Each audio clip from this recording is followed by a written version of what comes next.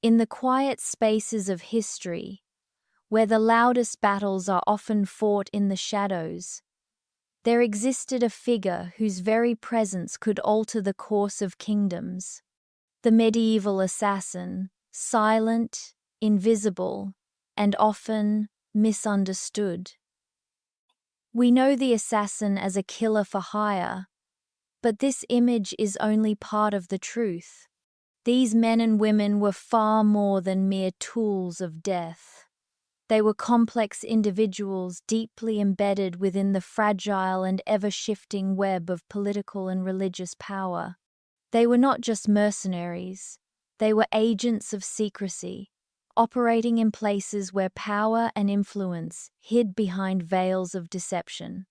Imagine a world where life and death were often decided not on a battlefield, but in the quietest of moments, when the flick of a blade or the whisper of poison could end a reign, and where the assassin's name was never spoken, even in the grandest of courts. In this world, the assassin's identity was their greatest weapon.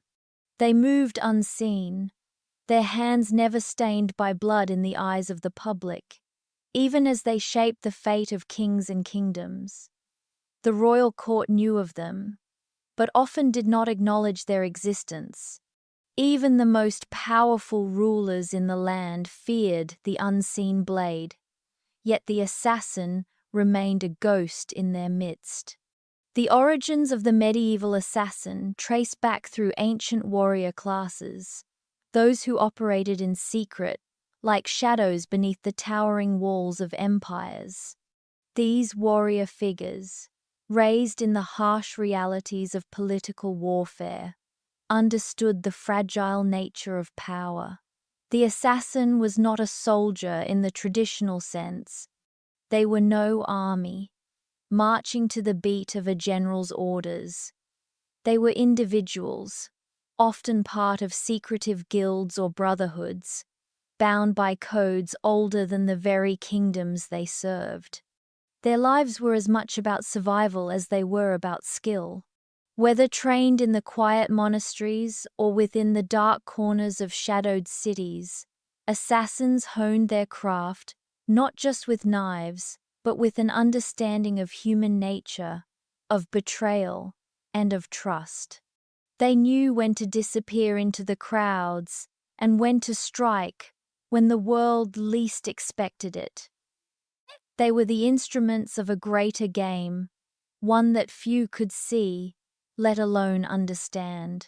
Their service could be bought by kings, religious zealots, or anyone with enough power to demand the death of another.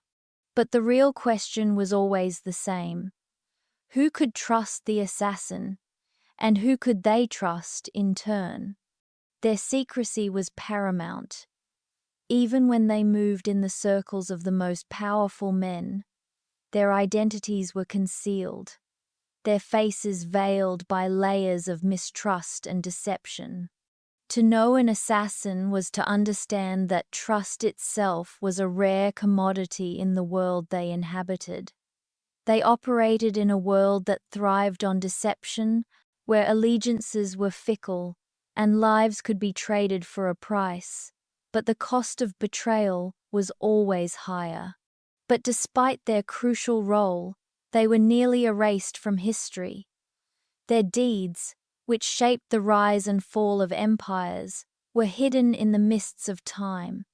The very nature of their existence made them ghosts in the annals of history, never fully recorded, their stories told only in whispers, if at all. They became shadows on the edges of power, figures who never fully entered the light of public memory. And yet, the question remains, what drove these figures to choose such a life? Why did they risk everything to become instruments of death in a world that often demanded their silence? The next chapter will dive deeper into the world they inhabited, where power and politics collided, and where the assassin's role was both essential and perilous. Behind the grandiose facades of medieval Europe, where kings and popes sat upon thrones and commanded the fate of nations, another force quietly shaped the course of history: the assassin. These shadowy figures did not wield swords on open battlefields, but rather struck from the darkness, in moments of secrecy, when the eyes of the world were turned away. For every great ruler and warlord, there was an unseen hand working tirelessly behind the scenes, shaping outcomes and determining destinies. Assassins were often caught in the turbulent storm of power struggles, caught between kings desperate to maintain their thrones, popes seeking control over kingdoms, and rival factions all fighting for dominance. They were the quiet architects of change, pulling strings without ever being seen. In the treacherous politics of medieval Europe, the line between friend and foe was often razor-thin, and the stakes were nothing short of life and death. Power was fragile, constantly shifting, and just as a kingdom could be built on the strength of its ruler, it could just as easily crumble with the death of a single man. Assassins were not mere tools of murder. They were forces that could alter the course of history in a single moment. Consider the infamous assassination of King Henry II of England, an event that shook the foundations of the monarchy. This wasn't just a random act of violence. It was the result of a carefully orchestrated plot, driven by political gain. Henry's death was not just about the end of one man's life, but the massive power vacuum left behind, one that sent ripples through the English crown, sparking chaos in its wake. But what drove these assassins? Some were hired by the crown itself, paid handsomely to carry out covert tasks in the dead of night. Others worked for religious institutions, carrying out killings in the name of faith, driven by an ideology far more dangerous than any coin could buy. The church, ever powerful in the medieval period, often found itself in desperate need of eliminating its enemies, be it political rivals, heretics, or those whose beliefs posed a threat to its iron grip on power. And then there were the independent operators, individuals who sought neither coin nor religious zeal, but simply a chance to carve out their place in a world of shifting allegiances.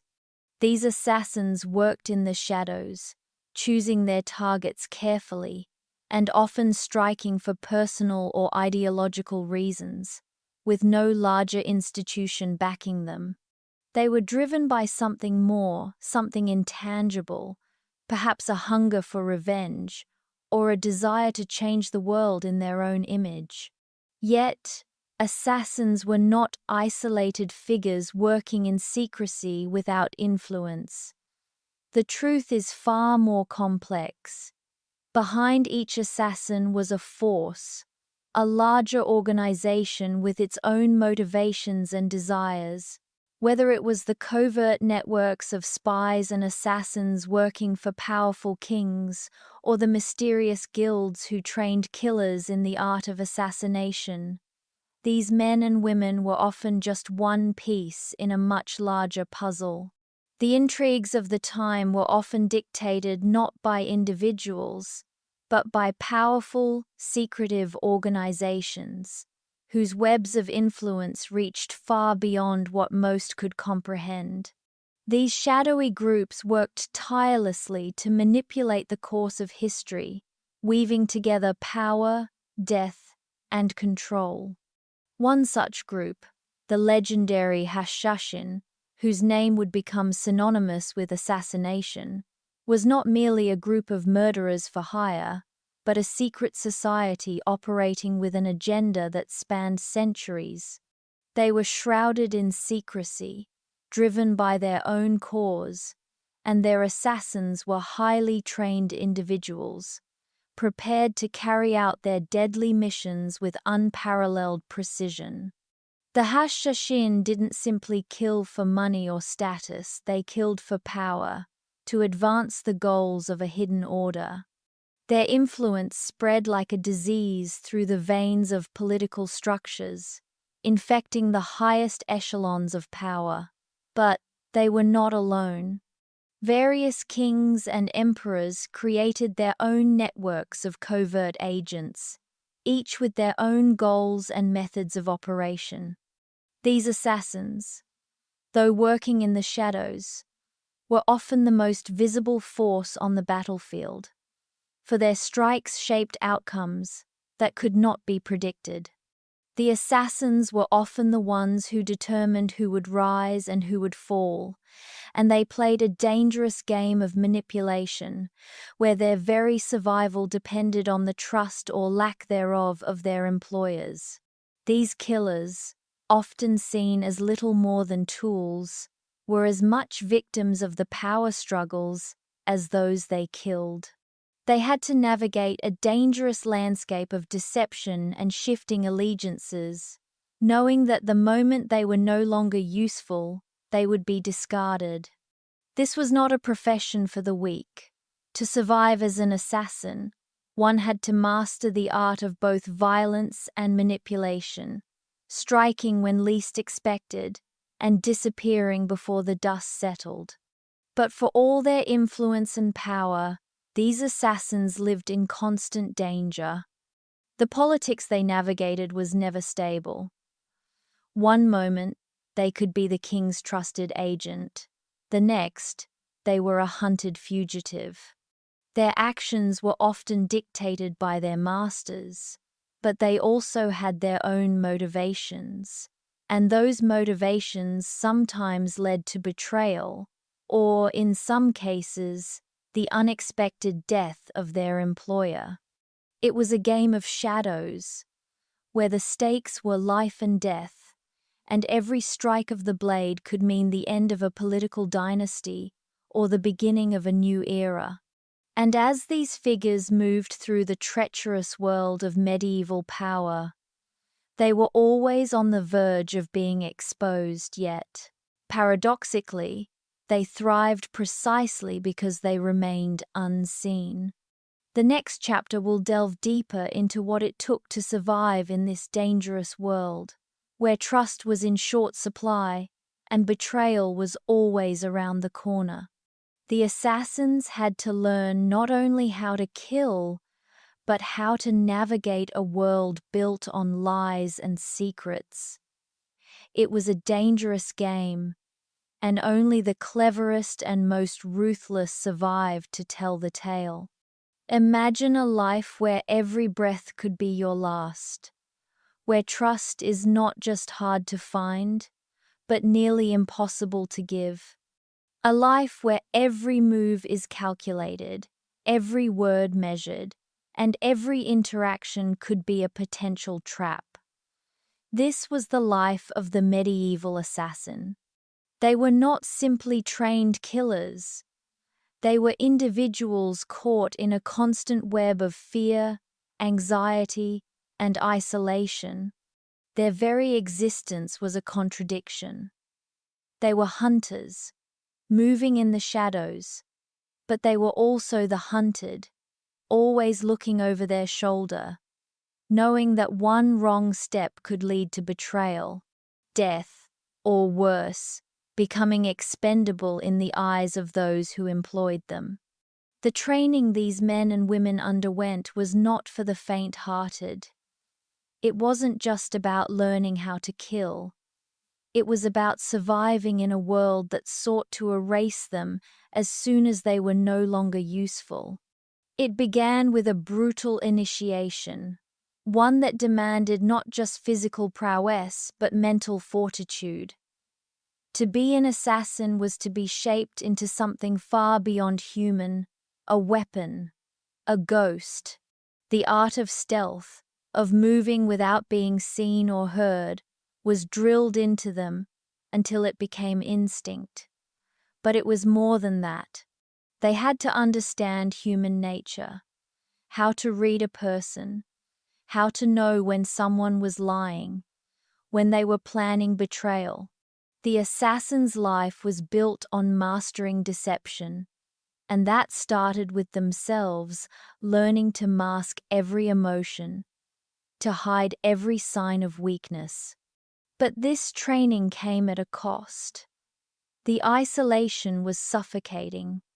Assassins could not afford to form bonds, not if they wanted to survive. A close friend could turn into an enemy in the blink of an eye, and a lover could easily become an unwitting pawn in a deadly game. It was a life of constant loneliness, where every relationship was a potential liability. Trust, something most people take for granted, was a luxury few assassins could afford. The very nature of their work meant that they had to keep their distance from everyone, even from those they worked for. In the end, it was always about survival, and survival often meant keeping others at arm's length. Yet, there was no escaping the toll. This isolation and mistrust took on the assassin's psyche. Living in a world where danger lurked around every corner and death could strike at any moment wasn't just physically exhausting, it was emotionally devastating. Imagine the weight of having to kill someone you knew, perhaps a former ally or even someone you had once trusted. Every death was a sacrifice, not just for the victim, but for the assassin's soul. How could anyone truly reconcile with themselves after taking another life, particularly when it wasn't out of a sense of duty or revenge, but for a political cause, or for the desires of someone more powerful? And then there was the psychological strain of betrayal. Assassins were often caught in a web of shifting allegiances, where the very people they worked for could turn on them in an instant. The constant paranoia was suffocating. The very nature of their existence meant they lived on a razor's edge, unsure of who to trust, or when the next betrayal might come. The assassin knew that to stay in the game, to continue surviving, they had to stay one step ahead of their masters, their rivals, and even their own allies. But the longer they stayed in the shadows, the more isolated they became, until it seemed as though no one could be trusted, not even themselves. The fear of being discarded, or worse, betrayed by those they had served, gnawed at them relentlessly. In some ways, the life of an assassin was the ultimate paradox. They were trained to kill with precision, but in doing so, they had to kill a part of themselves as well. They had to sacrifice their humanity, their emotions, and their sense of right and wrong, to do what they did. To survive in such a brutal and unforgiving world, they had to embrace a darkness within themselves. And this darkness was not easily shed. It haunted them. Even when the mission was over, even when the kill had been made, leaving behind a sense of emptiness that could not be filled. But this toll was not just internal. There were physical consequences too. To remain hidden, assassins had to blend into the crowds, to be everywhere and nowhere at once. They trained their bodies to move with the grace of a shadow, to scale walls, to disappear into the night. But this constant state of readiness came at a price. The strain on the body was immense, and many assassins, though they lived short, violent lives, left behind bodies wrecked by years of physical exertion. The training took its toll on their bones, their muscles, their health, but more than that, it took its toll on their minds. Constant vigilance wore down even the toughest of men, leaving them with anxiety, paranoia, and an inability to trust anything, not even their own senses. The emotional and physical cost of being an assassin was not something that could be measured by the number of kills or the wealth they earned. It was a life of constant conflict, a battle against not only their enemies but against the very nature of the world they inhabited. To live as an assassin was to live in the shadows, caught between light and dark, between duty and morality, between the hunter and the hunted. And yet, they continued, they survived, because survival was all they had. But in doing so, they lost pieces of themselves with every mission, every death. And even if they managed to walk away from their dangerous life, the scars they carried would never truly fade. As we move forward, we will look at the tools of the trade, the weapons and strategies that these assassins used to accomplish their deadly missions. But even with the finest tools and the most careful planning, the assassins' greatest enemy was always the world they moved through, the world that demanded their blood, but gave little in return. Imagine holding a weapon so silent, so discreet, that it could end a life without so much as a whisper. A weapon that left no mark, no evidence, and no trace, as though the death had never occurred.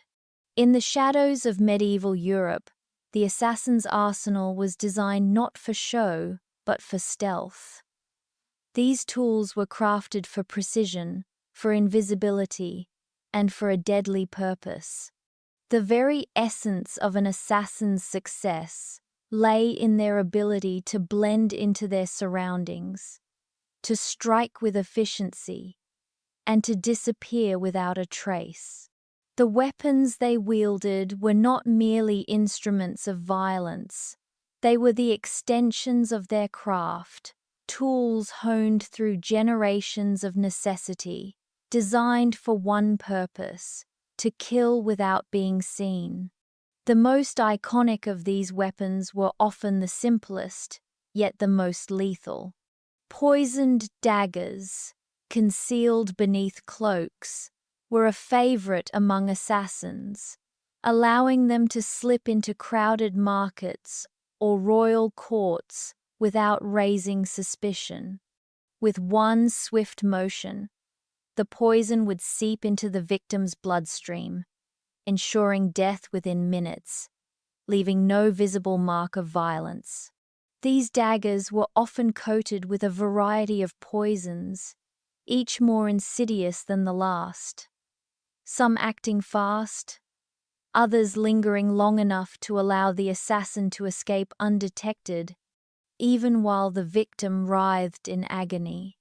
The concealed crossbow, another weapon of choice, was a silent yet deadly tool that had evolved significantly during this time. Unlike the loud, clattering firearms of the future, the medieval crossbow was small, portable, and could be easily hidden beneath a cloak or inside a cart. With its ability to launch a bolt with deadly force and precision, it was perfect for an assassin needing to eliminate a target from a distance without raising alarm. The crossbow's bolts were often tipped with poisoned barbs or dipped in toxins, ensuring that even if the target was not immediately killed, the wound would prove fatal in the hours to come. Assassins were careful to choose their shooting positions, selecting places where they could vanish immediately after the strike: an alleyway, a narrow bridge, or even a crowded tavern, where the assassin could melt back into the shadows, leaving behind nothing but a dead body and a mystery. In addition to these well-known weapons, medieval assassins also relied on more ingenious tools that showcased the evolution of their craft. Throwing knives, designed for quick, lethal strikes, were often concealed in a belt or sleeve.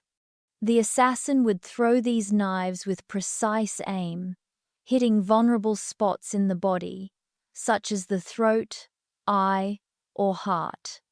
These weapons, small and easily carried, allowed the assassin to strike quickly and then vanish, their presence never suspected until it was far too late. In certain instances, the assassin's knowledge of anatomy was as crucial as their knowledge of weaponry. The ability to strike vital areas with such precision, an art passed down from master to student, was what set the most effective assassins apart from the rest. As the medieval world progressed, so too did the weapons of the assassin.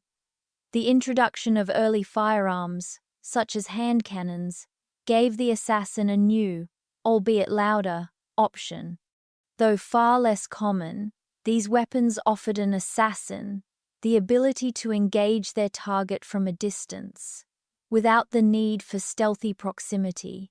However, even with the advent of firearms, the subtlety of poisoned blades and crossbows remained the hallmark of the assassin's toolset. Technology may have advanced, but the art of silent killing, carried out with precision and without a sound, remained the assassin's most prized skill. The role of an assassin, however, was not simply about the tools they wielded. It was also about the strategy, the foresight, and the careful planning that went into every operation. Assassins knew that the weapon was only as effective as the plan surrounding it. Strikes had to be calculated, precise, and executed at the perfect moment. A well-timed killing could shift the balance of power in favor of the assassin's employer, whether that was a king, a religious faction, or an independent lord. The perfect weapon, in the hands of a master assassin, could change the fate of nations. But with these weapons came risks, the risk of exposure, of failure, and of betrayal. The assassin lived a life where one mistake could lead to death, not just for their target, but for themselves. The tools were only as useful as the assassin's ability to remain unseen, to navigate the deadly web of political intrigue, and to escape unscathed. The weapon itself did not guarantee success. It was the mind behind the weapon, the tactical genius that allowed the assassin to strike with lethal precision and then vanish without a trace. In the next section, we will move beyond the tools and delve deeper into the internal conflict faced by these assassins. How did they reconcile their actions with their own morality? What was the emotional toll of taking a life? And how did the pressures of their profession shape their minds and souls? The weapons were one part of the story. The toll it took on their hearts and minds was far more complex and much darker. In a world governed by deceit and shifting allegiances, where power could be gained or lost with the flick of a blade, the life of an assassin was not as simple as following orders. These killers, often perceived as nothing more than instruments of death, adhered to an unspoken code, one that demanded both loyalty and discipline, a code that blurred the lines between morality and duty. Imagine being hired to kill not because of personal hatred, but because your employer deemed it necessary for the greater good or for the maintenance of their own power. For an assassin, there was no room for hesitation, no space for doubt, but this very commitment to their cause often conflicted with their own sense of right and wrong. What if the assassin you believed to be a cold-blooded killer was, in fact, bound by a code of honor? How far would you go to follow that code, knowing that each kill could cost you your humanity? The life of an assassin was one of contradictions, loyal to their employer, yet detached from the world around them. Many assassins justified their actions by convincing themselves that their work was for a greater cause. Whether serving a king, a religious order, or a political faction, They believed that their work was not mere murder, but a necessary act to maintain balance in a world teetering on the edge of chaos.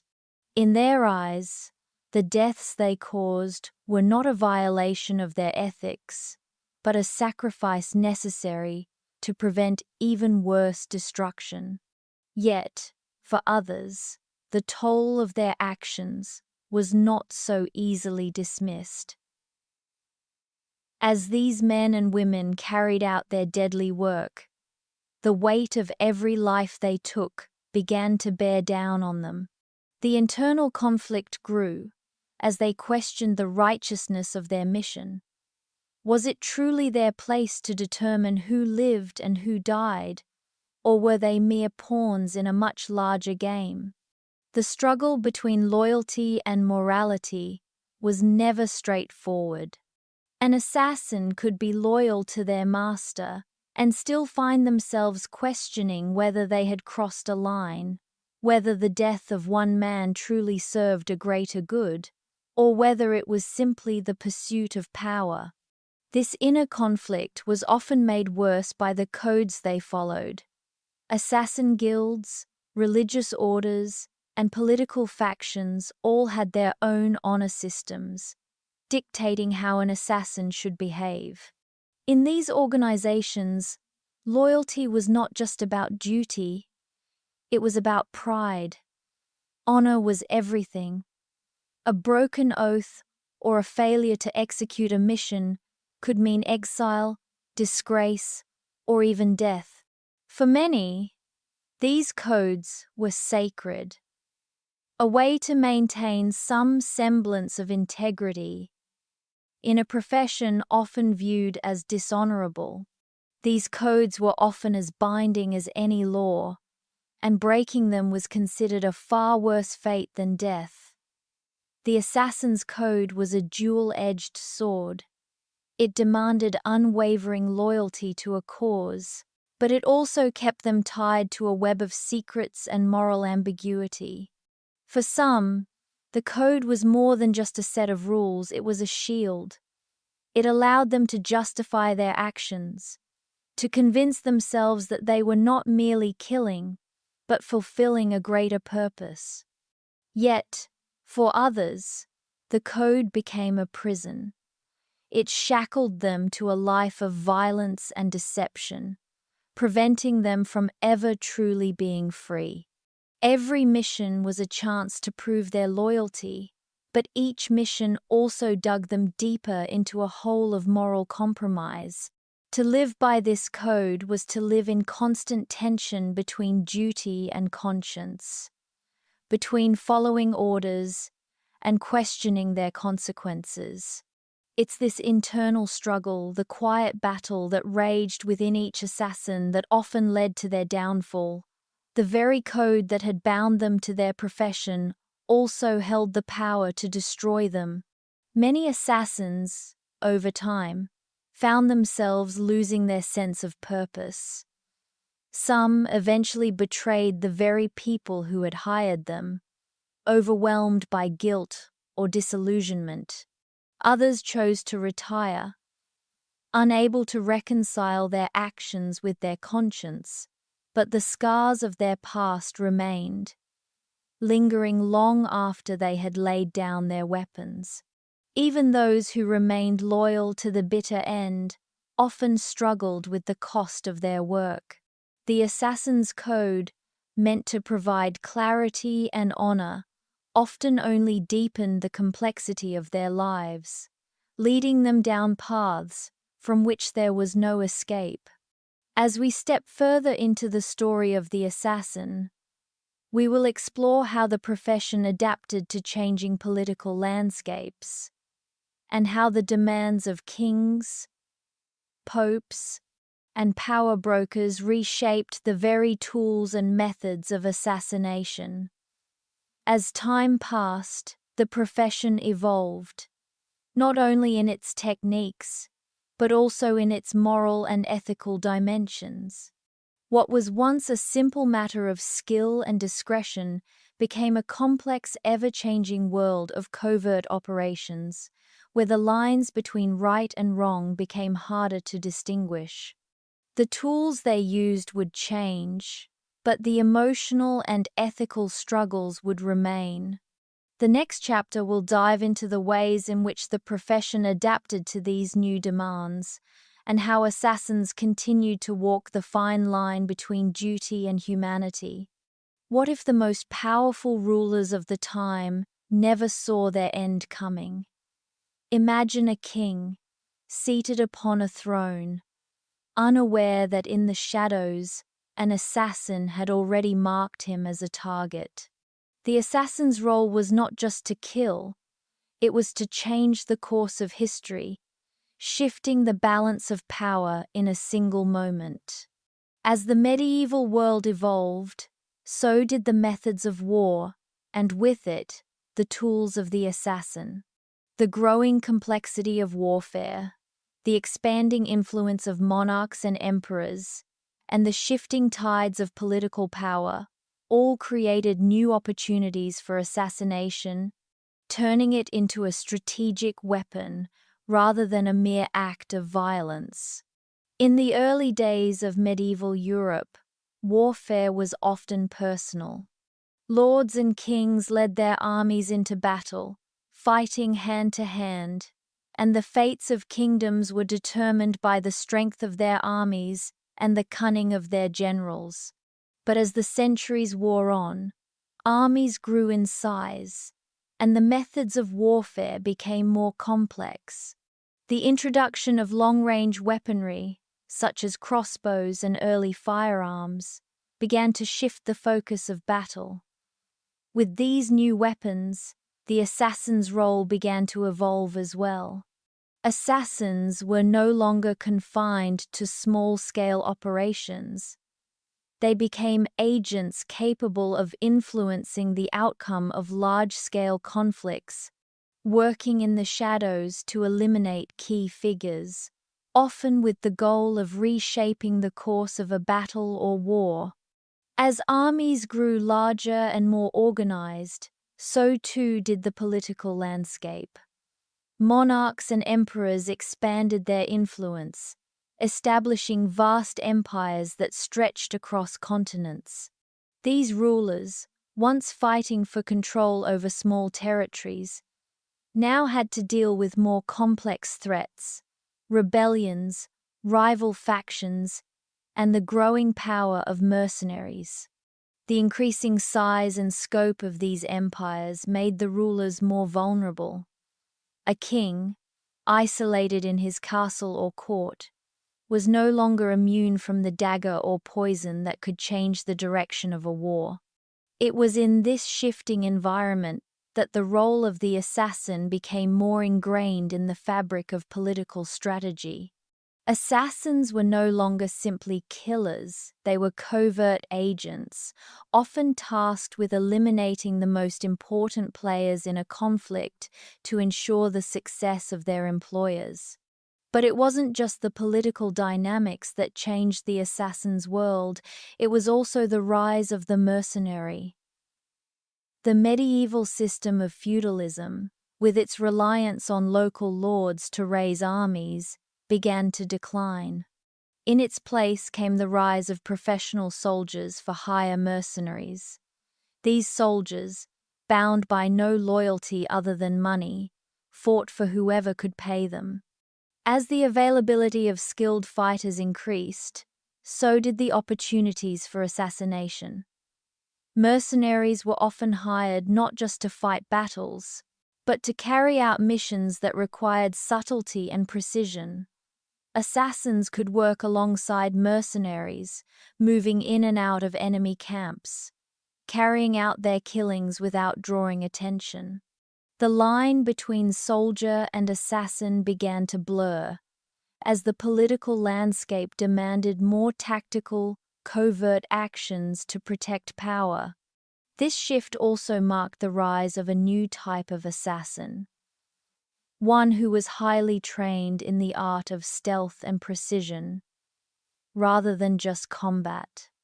They were no longer just foot soldiers who killed on the battlefield. Instead, They were professionals who could infiltrate royal courts, enemy strongholds, and even churches, all without ever being seen. As the complexities of warfare grew, so did the demand for these specialized killers. Kings, bishops, and emperors began to realize that traditional warfare, with its pitched battles and sieges, wasn't always the most effective way to maintain power. More often than not, the decisive blow was delivered not by armies, but by a single assassin, one who could strike at the heart of an empire with the swiftness of a shadow and the precision of a surgeon. The role of the assassin, once a hidden profession, now took on an even greater significance in this changing world. They were no longer just individuals hired for personal vendettas or political schemes. They had become part of the larger machinery of statecraft, working alongside mercenaries, spies, and diplomats to further the agendas of their masters. Assassins were the instruments of change in a world where power was fluid, and kings and emperors knew that even their strongest fortresses were no match for the quiet hand of death that could slip past their defenses. They could send their armies to war, but it was the assassin who could strike at the core of their enemy's power, taking down leaders with the smallest of gestures. As the power struggles between rival factions and kingdoms intensified, assassination became more than just a method of eliminating threats. It became a tool of political strategy, used to destabilize rivals and tip the balance of power. This was not the blood-soaked chaos of battlefields, but the cold, calculated violence of men and women who operated in the shadows, manipulating the tides of history with a single strike. In the next section, we will explore the most notorious assassins throughout history, the figures whose actions left indelible marks on the political landscape. These men and women did not just carry out missions. They became legends, their names whispered through the halls of power and remembered for centuries after their deaths. Their infamous acts of violence would become part of the very fabric of history, shaping the fates of kings and empires in ways that would never be forgotten. Imagine being so skilled in the art of death that your name becomes synonymous with mystery and fear.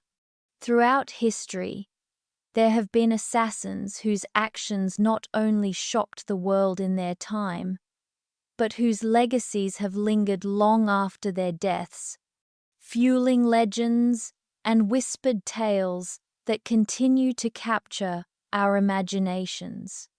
These figures, whether they were part of secretive orders, hired mercenaries, or religious zealots, became icons of terror, agents of change, wielding death as a tool to shape the fate of nations.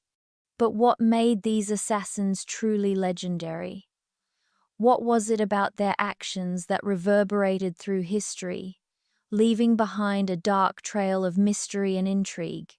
One of the most infamous groups in history, the Hashashin, serves as a prime example of how assassins could shape the world with a single act of violence.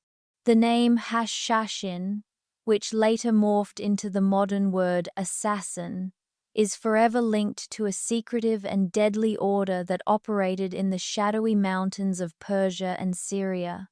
This group, a religious sect within the Ismaili Shia branch of Islam, used assassination as a tool of political influence. Led by the enigmatic Hassan I Sabah, they would strike fear into the hearts of kings and caliphs alike, eliminating rivals with deadly precision.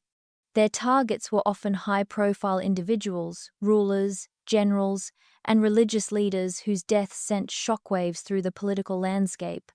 The Hashashin were notorious for their ability to infiltrate the inner circles of power, taking lives with an almost eerie calm. Their greatest weapon was not just their blades or poisons, but their ability to remain unseen, vanishing into the night after each mission.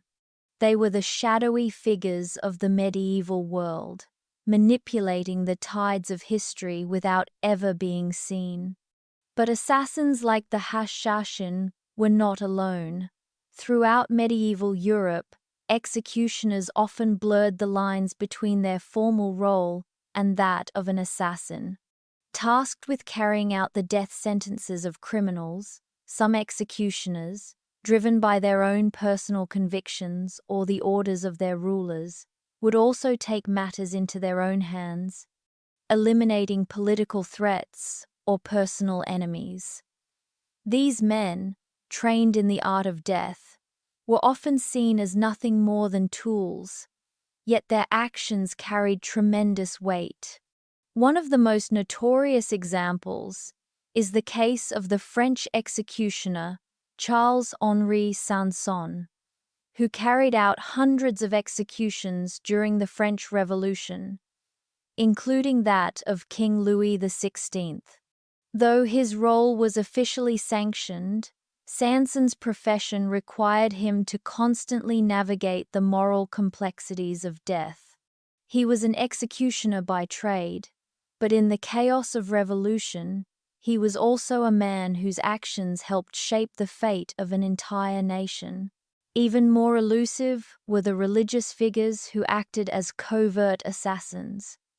The medieval church, with its vast influence, sometimes employed individuals who carried out assassinations in the name of faith. One such example was the figure of the Pope's assassin, a man whose role was to eliminate perceived threats to the church. These assassins often worked in secret, cloaked by the power of the religious institution they served. Their missions were justified as acts of divine retribution or protection of the faith, and their targets were typically those who threatened the authority of the church heretics, rival religious leaders, or political figures who challenged papal power. Their ability to operate in secrecy and under the guise of piety made them some of the most dangerous figures of their time. What made these assassins particularly terrifying was not only their skill in carrying out their missions, but their conviction in their cause. They believed, without question, that they were carrying out divine will, and their commitment to their faith gave them a chilling sense of purpose. Then, there were the more solitary assassins, men and women who operated outside the bounds of any organization or authority. These were individuals who lived in the margins, taking matters into their own hands, driven by personal vendettas, political causes, or sometimes simple survival.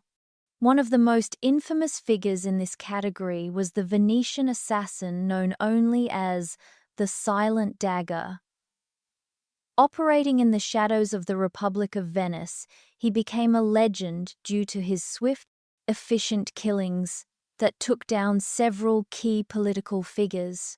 His methods were always the same: a blade in the dark, a target struck in solitude, and an exit without a trace. The Silent Dagger's murders were never witnessed, and his identity was never fully uncovered. His legacy lives on, not just in the fear he instilled in his victims, but in the enduring mystery surrounding his motives and methods. These figures, though their names may not all be as widely known, left a lasting impact on history. Their killings were not random acts of violence. They were calculated, purposeful, and executed with chilling precision. Each death was a small stone dropped into the vast river of history, causing ripples that would travel far beyond the immediate moment.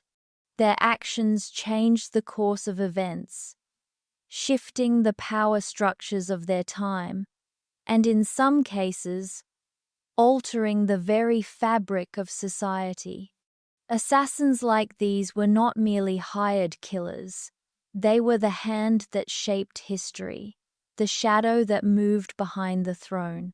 The legacy of these infamous assassins is not merely in the blood they spilled, but in the fear they instilled and the lessons they left behind. What drove these men and women to choose such a life? Was it loyalty, vengeance, faith, or something else? What does it take to kill with such cold precision? To erase a life as if it had never existed, and to carry the weight of those deaths on one's soul. In the next chapter, we will explore the psychological toll of assassination, not just on the assassin, but on the societies they shaped. How did living in the shadow of death affect these individuals? And how did their actions alter the fabric of the world around them? The legacy of these assassins is more than just their victims. It lies in the very psyche of those who live in the aftermath of their deeds. What drove a man to end the life of another without hesitation? Was it cold calculation, or was it something darker, something hidden deep within the human psyche? In the world of the medieval assassin, the act of taking a life was not just a matter of skill or opportunity. It was a complex psychological process that allowed these individuals to kill with chilling efficiency and without remorse. The assassin's mindset, a delicate balance of mental conditioning and emotional suppression, made them both predators and prisoners of their own actions. For an assassin, killing was not just an act of violence. It was an extension of their training, a carefully cultivated response to stress, danger, and fear. From an early age, these individuals were immersed in a world where emotion was a liability, and their instincts had to be honed into a weapon. They were taught to focus entirely on the task at hand, to shut out any lingering feelings of doubt or empathy. To become a successful assassin, they needed to suppress the natural human inclination to recoil from violence. It was a brutal form of conditioning, one that involved constant repetition and psychological reinforcement.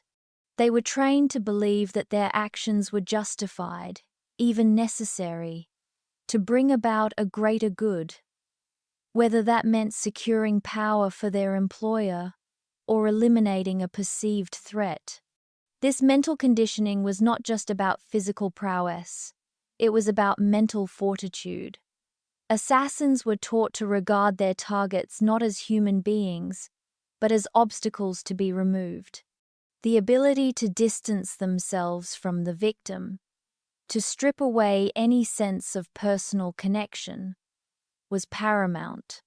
In many ways, an assassin's success depended on their ability to see death as a task no different from any other job.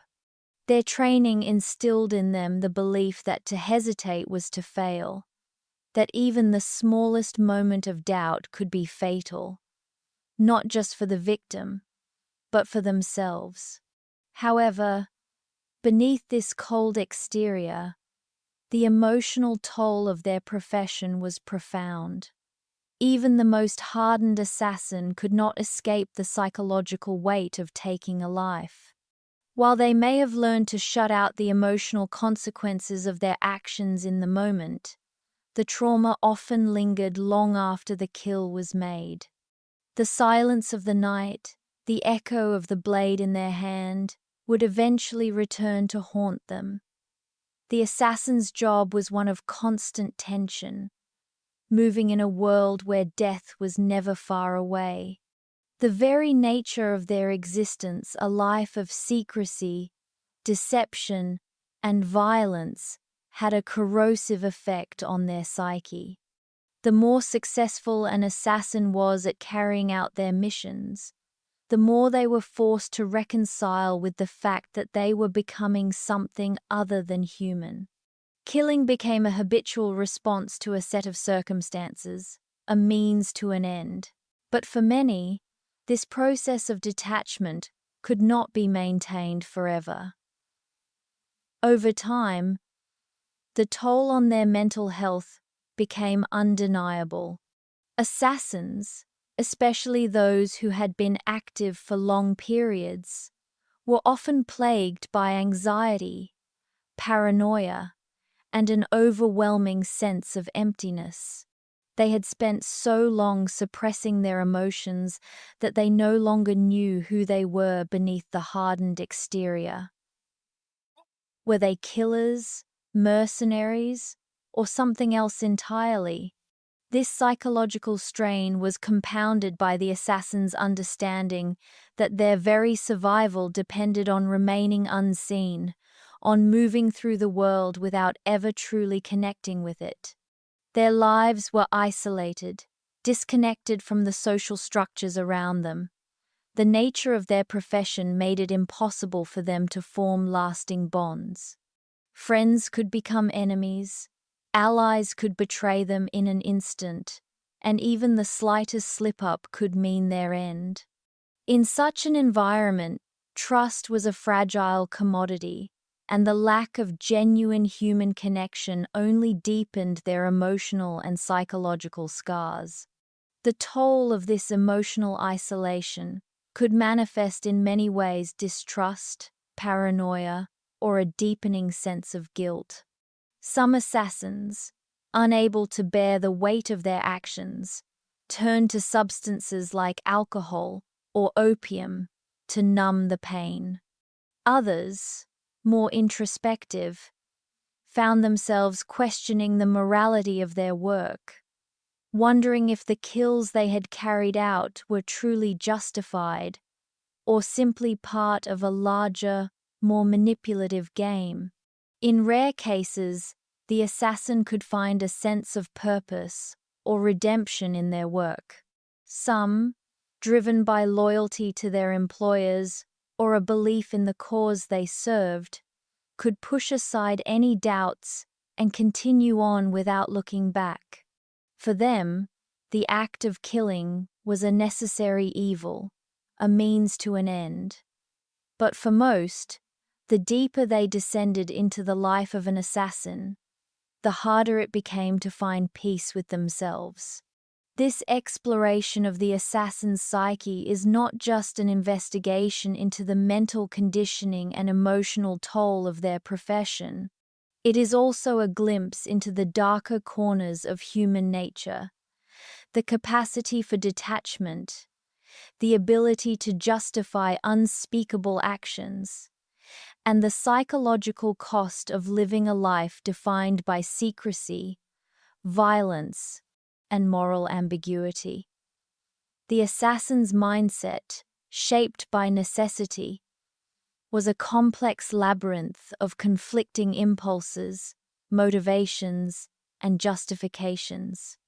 As we move forward, we will explore how these psychological burdens shaped the lives of the assassins in ways that went beyond their professional duties. What did this constant tension between duty and morality do to their sense of self? How did the profession affect their relationships, their emotional well-being, and their legacy? The answers to these questions will reveal not just the toll of their work, but the deeper psychological cost of living in a world where every day was a battle between survival and conscience. After years in the shadows, what happens to the man who has taken too many lives? Can he ever escape the weight of his deeds, or does it follow him forever? For many assassins, the aftermath of their violence was far more than just the thrill of a mission completed. It was the toll of carrying the burden of death, the weight of each life extinguished, and the emotional scar that never truly healed. The trauma that assassins faced after years of living as instruments of death was profound, far more complex than the simple act of killing. It seeped into their very souls, altering their perceptions of themselves, their world, and their place in it. At first, the assassin's detachment from their emotions might seem like an asset after all. How could anyone perform such grim work with any semblance of success if they were burdened by guilt or hesitation? However, as the years went on and the kills mounted, the very skill that allowed them to remain unemotional began to break down their mental defenses. The assassin, once cold and controlled, began to face the consequences of numbing their empathy. It was the accumulation of deaths that began to weigh heavily on their conscience. Each victim, a small part of their humanity slipping away. Guilt, often repressed in the heat of a mission, would inevitably resurface when the mission was complete. Some assassins tried to bury it under layers of self-justification, convincing themselves that their actions were in the service of a greater cause. They had killed to protect their kingdom, their faith, or their order, after all. But when the bloodshed was over and the silence of the night closed in around them, the ghosts of their victims would return, haunting them in ways they couldn't escape. The assassin who once operated with purpose and conviction now found himself adrift in a sea of doubt, struggling to reconcile his actions with his sense of self. The deeper they were drawn into a life of violence, the harder it became to distinguish right from wrong, and the line between justice and murder began to blur. This growing internal conflict was compounded by the pressure of constantly living in fear. Fear not just of enemies or rivals, but of betrayal and exposure. The assassin's life was always at risk. Not only were they feared by those who sought to eliminate them, but even those they served could discard them once their usefulness had ended. Betrayal was the shadow that loomed over every mission. A loyal assassin might be seen as a threat once their job was done, and so they lived with the constant knowledge that their allies could easily become their enemies. To trust anyone was to risk their own death, but to distrust everyone led to a life of loneliness and isolation. This isolation was a cruel and unyielding consequence of their profession. Assassins often had no true home, no stable relationships, and no place where they could lay down their weapons and find peace. Even when they did form relationships, whether with other assassins, mercenaries, or political figures, they always remained on edge. They could not afford to fully trust anyone, and in the rare moments of human connection, the specter of their past actions was never far behind. How could they explain their work, their motivations, to someone who could never understand? How could they allow themselves to be loved when they knew the darkness they carried inside them would always remain? The loneliness was compounded by the inability to escape the constant paranoia. Living in such an environment where every shadow could hide an enemy and every encounter could be a potential betrayal left the assassin constantly on edge. It was not uncommon for them to become hypervigilant, constantly looking over their shoulder, waiting for the inevitable moment of reckoning. The anxiety would erode their ability to find peace, and the longer they lived under such pressure, the more their mental and physical health deteriorated. The constant adrenaline rush, the need to stay alert, took its toll on the body and mind. Many assassins, even the most successful ones, eventually cracked under the weight of their profession. Post-traumatic stress was not a concept widely recognized in medieval times, but the symptoms are strikingly familiar to what modern psychology would identify as PTSD. Assassins often experienced flashbacks to their kills, vivid memories that would re-emerge in moments of solitude. These could be triggered by the slightest thing: a certain smell, a particular sound, or even the quiet of the night. The trauma of seeing their victim's face or hearing their last words could overwhelm them, and the assassin might find themselves reliving their violent actions over and over again. The sense of control they once had over their emotions began to falter as these memories took on a life of their own. In some cases, the trauma led to emotional numbness. Assassins who had once been driven by purpose and clarity found themselves lost, unable to connect with anyone or anything. They may have turned to substances to dull the pain, seeking temporary respite in alcohol or opium, but it was a fleeting escape. For others, the guilt and trauma led to mental breakdowns, as the assassin became trapped in the spiral of their own mind.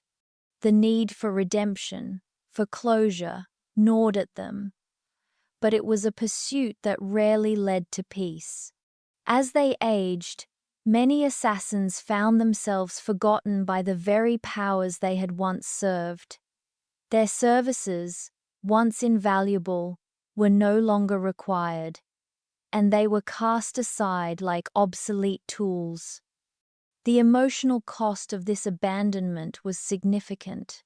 Betrayed by their masters and isolated from society, they were left to grapple with the consequences of a life spent in darkness. They could not return to the normal world. They were too far removed from it, too damaged by their experiences. The assassin, whose existence had once been defined by their deadly profession, now found themselves struggling to make sense of who they were without their role, without the violence that had once given their life meaning. The scars, both physical and emotional, would last far beyond the last kill. And while many assassins may have left the life of violence behind, the trauma they carried with them was something they could never escape. This exploration of the psychological toll of a life filled with violence and secrecy will transition into the next chapter, where we will examine the broader societal impact of assassins. The death and chaos caused by these individuals were not contained within their own minds. Their actions rippled out, influencing entire regions, political structures, and the course of history. As we look closer at the legacy of the assassin, we will see how their actions shape the world in ways both seen and unseen. Did the fear of assassination change the course of history? How many rulers fell, not by battle, but by the dagger of a silent killer in the night? Assassins, those shadowy figures lurking in the background of history, played an outsized role in shaping the political landscape of medieval societies. Their work, often carried out in secrecy, became one of the most potent tools of power, fear, and control. Kings, emperors, and even religious leaders turned to assassins not just to eliminate their enemies, but to send a message to all who might oppose them. These covert agents of death became symbols of both the power they represented and the fear they instilled. In the volatile world of medieval politics, where alliances shifted with the winds and loyalty was as fleeting as the seasons, rulers could not always rely on armies or diplomacy to maintain control. Fear was often the most effective weapon they had.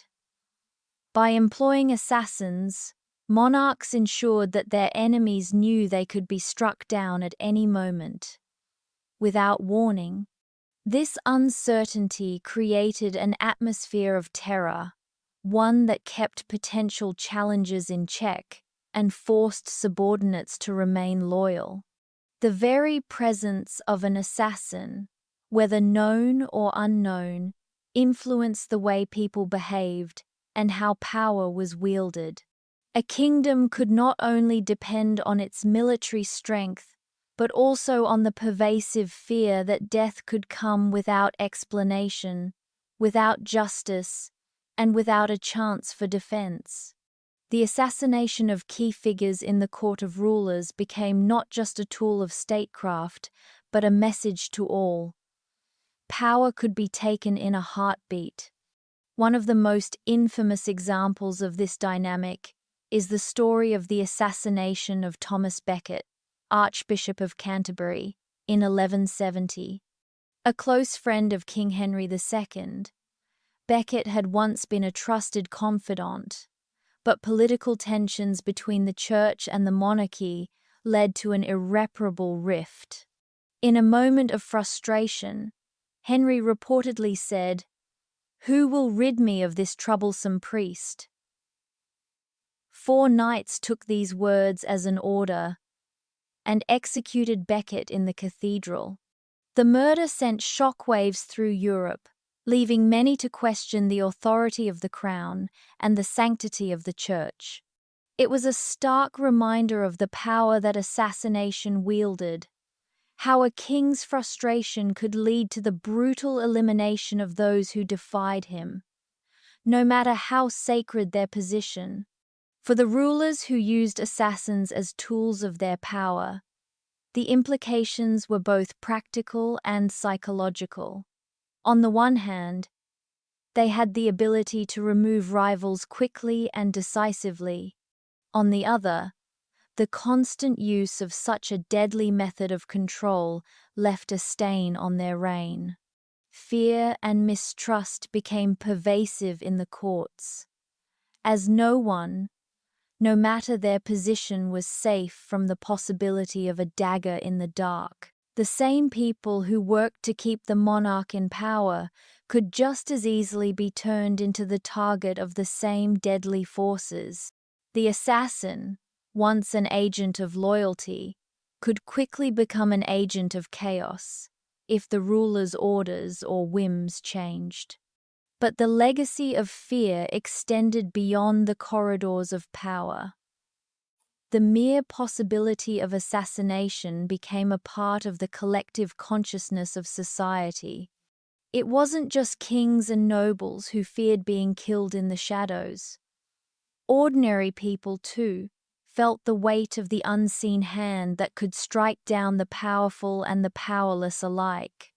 This uncertainty created a climate of paranoia and suspicion. Allegiances were tested, and friendships often turned to betrayal, as the fear of becoming a target clouded everyone's judgment. The fear of assassination spread through the populace, even to those who had no direct involvement in the political struggles of the elite. It was this atmosphere of secrecy, mistrust, and impending danger that helped to shape the social and cultural norms of the medieval period. The concept of loyalty became complicated, as people knew that their survival often depended on shifting allegiances. Who could be trusted? Who was secretly plotting against whom? These questions lingered in the minds of both the powerful and the powerless. The assassin had become not only a political instrument, but a symbol of the fragility of life in a world defined by shifting loyalties. The fear that assassins instilled in society had a lasting impact on later generations as well. In the centuries that followed, rulers continued to rely on covert killings to maintain control, using assassination as a political strategy. As the methods of assassination evolved, so too did the understanding of its power. Assassins became a part of the modern world's geopolitical landscape. Intelligence agencies and covert operations adopted the same principles, albeit with more advanced tools and tactics. But the legacy of fear and secrecy that medieval assassins left behind shaped the way leaders viewed power and control. What began as a practice confined to royal courts and religious figures became a widespread instrument of political and military strategy. Assassins did not merely eliminate enemies, they cultivated an atmosphere of fear that permeated every level of society, subtly shaping history in ways both seen and unseen. Their presence was a reminder that power, in its most fragile form, could be destroyed by a single act in the shadows. As we move forward, we will explore how this legacy persisted, evolving into modern-day covert operations and espionage. The methods may have changed, but the role of assassination in shaping political realities and power structures has remained strikingly consistent. The unseen hand of the assassin is still at work today, continuing the legacy of fear that began in the shadows of medieval courts. Assassins didn't just disappear with the fall of kingdoms, they evolved. The transition from medieval times into the Renaissance brought with it not just cultural and intellectual awakening, but also a shifting understanding of power and influence. As Europe entered the Renaissance, the world around the assassin began to change. New technologies, political structures, and social dynamics altered not only how society functioned, but how those in power eliminated threats. The assassin, once a figure of shadows and secrecy, had to adapt to the demands of an ever-changing world. They did not remain static. Instead, they evolved into the covert operators of a new age, becoming more sophisticated, more lethal, and more entwined in the intricate web of Renaissance politics and religion. By the time the Renaissance had fully taken hold, the social and political environment had changed dramatically. Monarchies and city-states were flourishing, but so were the conflicts between rival powers. It was during this period that the role of the assassin began to evolve from one of isolated acts of violence to more organized, strategic operations. Where once assassination was a tool of kings or religious figures acting alone, now it became part of larger, often political, campaigns. Assassins were employed not only to eliminate high-profile targets, but also to destabilize enemies, undermine rival factions, and shift the balance of power in a more calculated manner. These new tactics required new approaches, and the evolution of assassination practices was inevitable. The first major change came with the introduction of more advanced weapons. Medieval assassins had relied primarily on daggers, crossbows, and poisons tools that were effective, but crude by modern standards. With the Renaissance came the advancement of firearms, including the first true pistols and early rifles. These new weapons, though noisy and less discreet, allowed assassins to engage from a greater distance, opening up opportunities for more strategic attacks. The deadly precision of these weapons, though often accompanied by greater risk, could bring down a high-ranking individual from afar, minimizing the risk of capture. However, even with the advent of firearms, the principles of stealth and precision remained integral to the assassin's art. Simultaneously, the rise of surveillance techniques and intelligence-gathering methods transformed how assassins were utilized. The Renaissance saw the development of a more sophisticated network of spies, informants, and secret agents who could track movements, gather intelligence, and provide valuable information to those in power. Assassins, now more organized and backed by larger, more powerful entities, often worked in tandem with these intelligence networks. The use of covert observation, watching a target, tracking their movements, and waiting for the perfect moment to strike became just as crucial as the act of killing itself. An assassin was now as much a spy as a killer, operating in the shadows not just to eliminate targets, but to manipulate events from behind the scenes. As the political landscape became more complex, so too did the methods employed by assassins.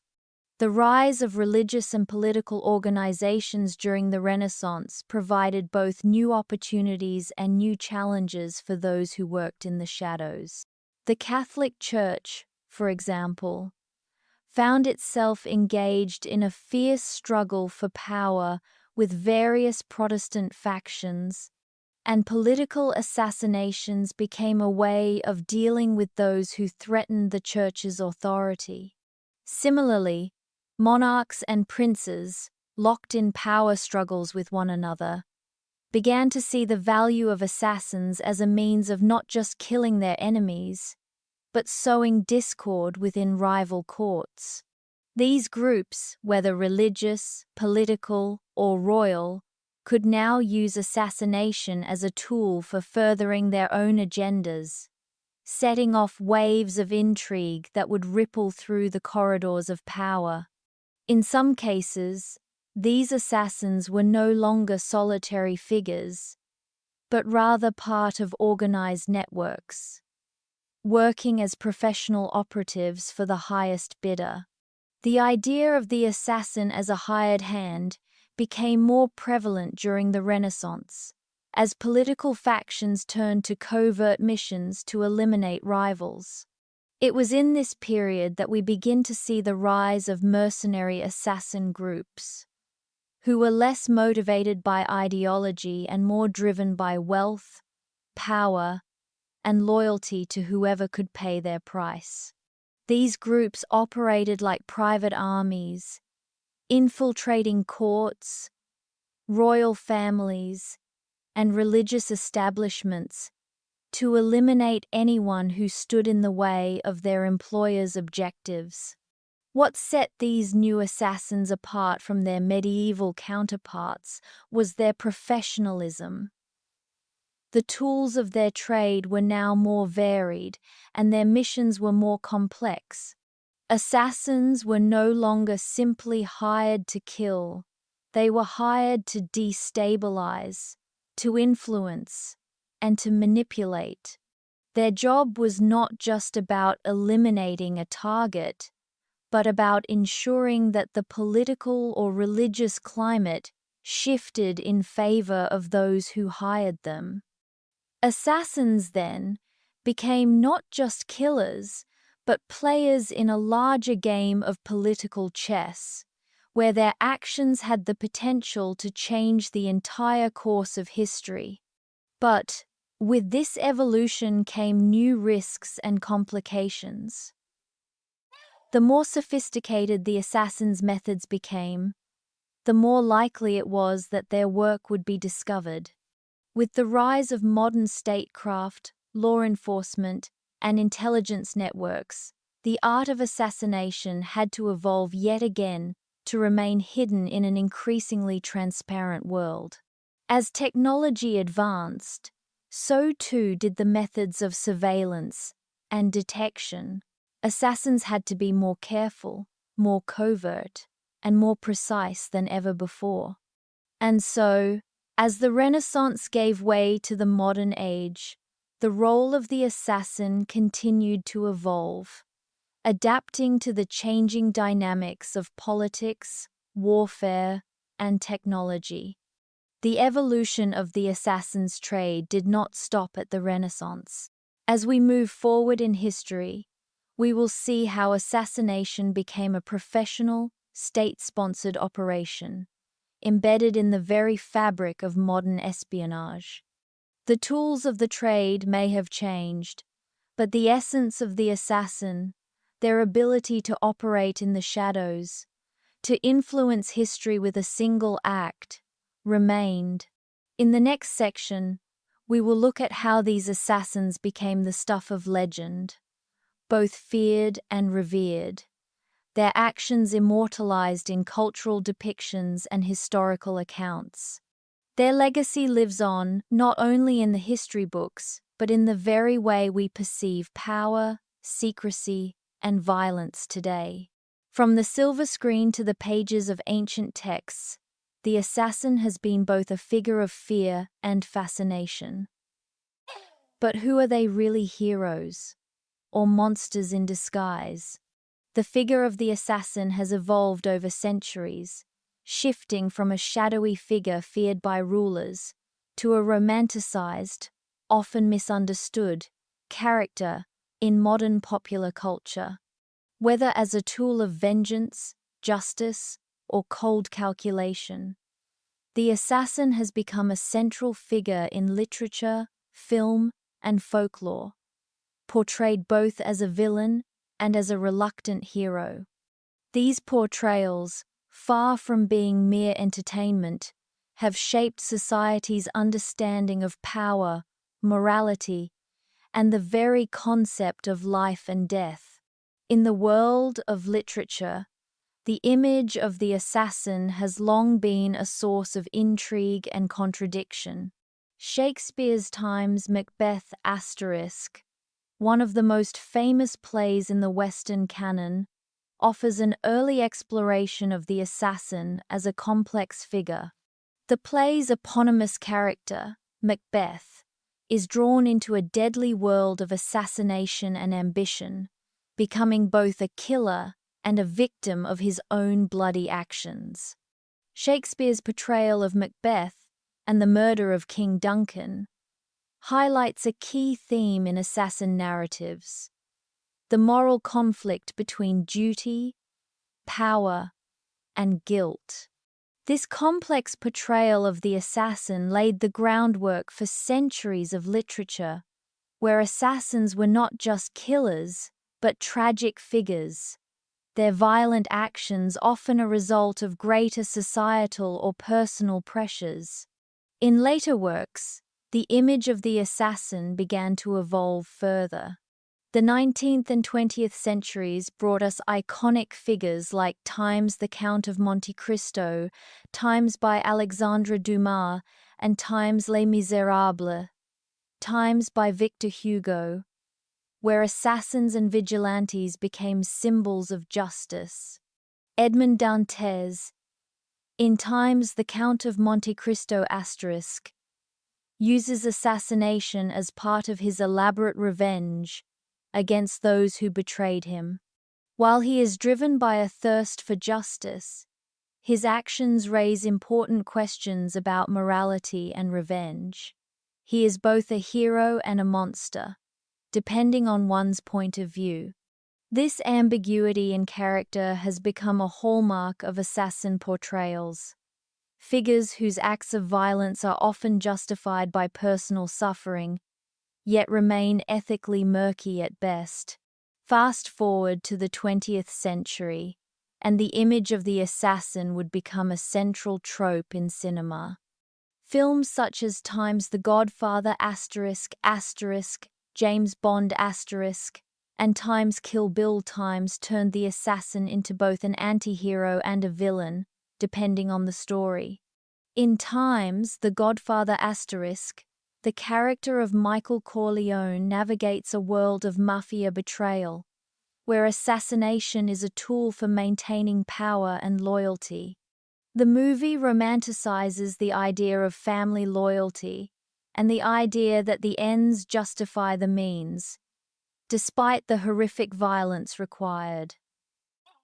In the Times James Bond Times franchise, Bond himself, as a secret agent, embodies the dual nature of the assassin.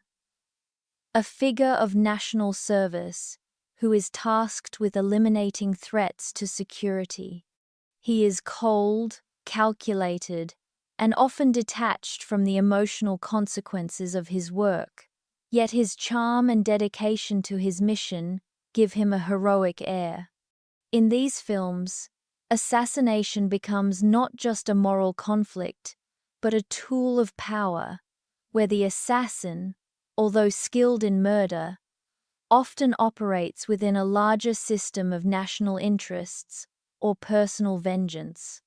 On the other hand, Kill Bill Times takes a more direct approach to the idea of an assassin as a personal agent of justice. The character of Beatrix Kiddo, also known as the Bride, seeks revenge against those who betrayed her. Here, the assassin is clearly a hero, someone wronged by the system, seeking justice through violence. The film embraces the notion of the assassin as a figure of empowerment, allowing the character's brutality to be framed as an act of righteous vengeance. This portrayal of the assassin as a heroic figure who rises against injustice adds complexity to the character. It makes us question whether the assassin's actions are justified when they serve a higher moral cause, or whether violence, even in the name of justice, simply perpetuates the cycle of bloodshed. In more recent portrayals, the figure of the assassin has continued to evolve. Television shows like Time's Assassin's Creed Times and Time's Hannah Times have delved into the psychology of the assassin, often depicting characters who are raised in violent environments and trained from a young age to kill. These assassins, while still skilled in the art of death, are often shown as complex, troubled individuals, shaped by trauma and manipulation. They are no longer just agents of their employers, but people caught in moral quandaries, questioning their roles in a world that seems to demand death in exchange for survival. The media's portrayal of the assassin, as both villain and hero, raises profound questions about power, morality, and loyalty.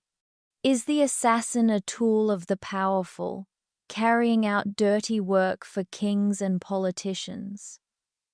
Or are they individuals who, despite their violent methods, are justified in their actions? The romanticization of the assassin has led to a certain degree of public fascination with the profession, blurring the lines between fantasy and reality. This cultural portrayal influences how we perceive real-world covert operations, espionage, and political assassinations.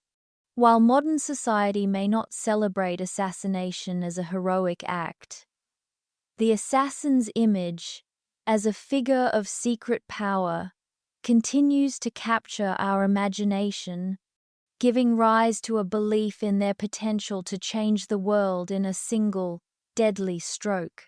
This evolution in cultural representation of the assassin has shifted society's understanding of their role, moving from purely feared figures to more nuanced, sometimes even sympathetic, characters.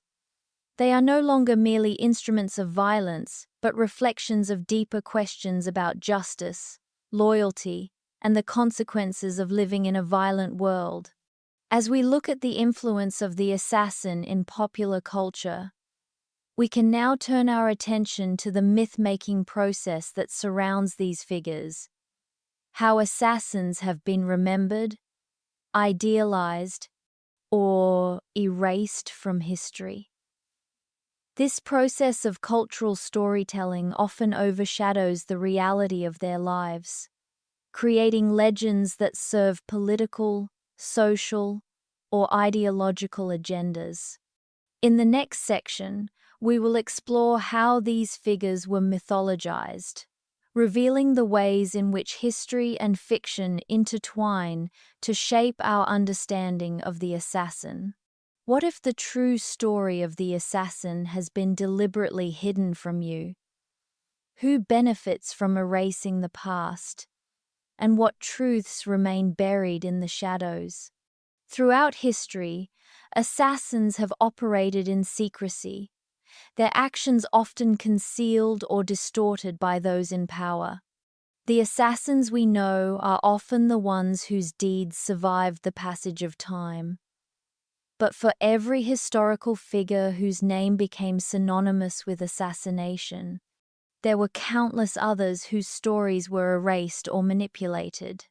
The reasons for this erasure are as complex as the political structures that shaped them, and understanding this distortion allows us to see how the control of history often lies in the hands of those who wield power. The profession of assassination, by its very nature, demands secrecy. Assassins were often hired to remove threats to those in power, kings, emperors, popes, figures whose legacies depended on the image of invulnerability. The last thing these rulers wanted was for their enemies to know that their deaths were orchestrated by shadowy figures lurking in the background. To acknowledge assassins would be to expose the fragile nature of power, to admit that even the most untouchable could be brought down by a single strike in the dark. Therefore, the true stories of these assassins were often suppressed, twisted, or erased entirely, to preserve the illusion of control and stability. In many cases, those in power took great pains to eliminate or distort the histories of the assassins who helped them rise or maintain control. For example, consider the role of political assassination in the Roman Empire. Figures like Julius Caesar, whose assassination became a defining moment in history, had their killers vilified and their actions reduced to treachery and betrayal.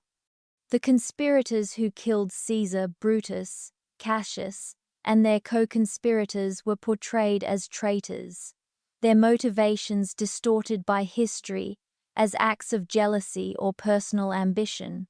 What is less often discussed, however, is how these same assassins saw themselves as liberators, ridding Rome of a dictator they believed threatened the Republic.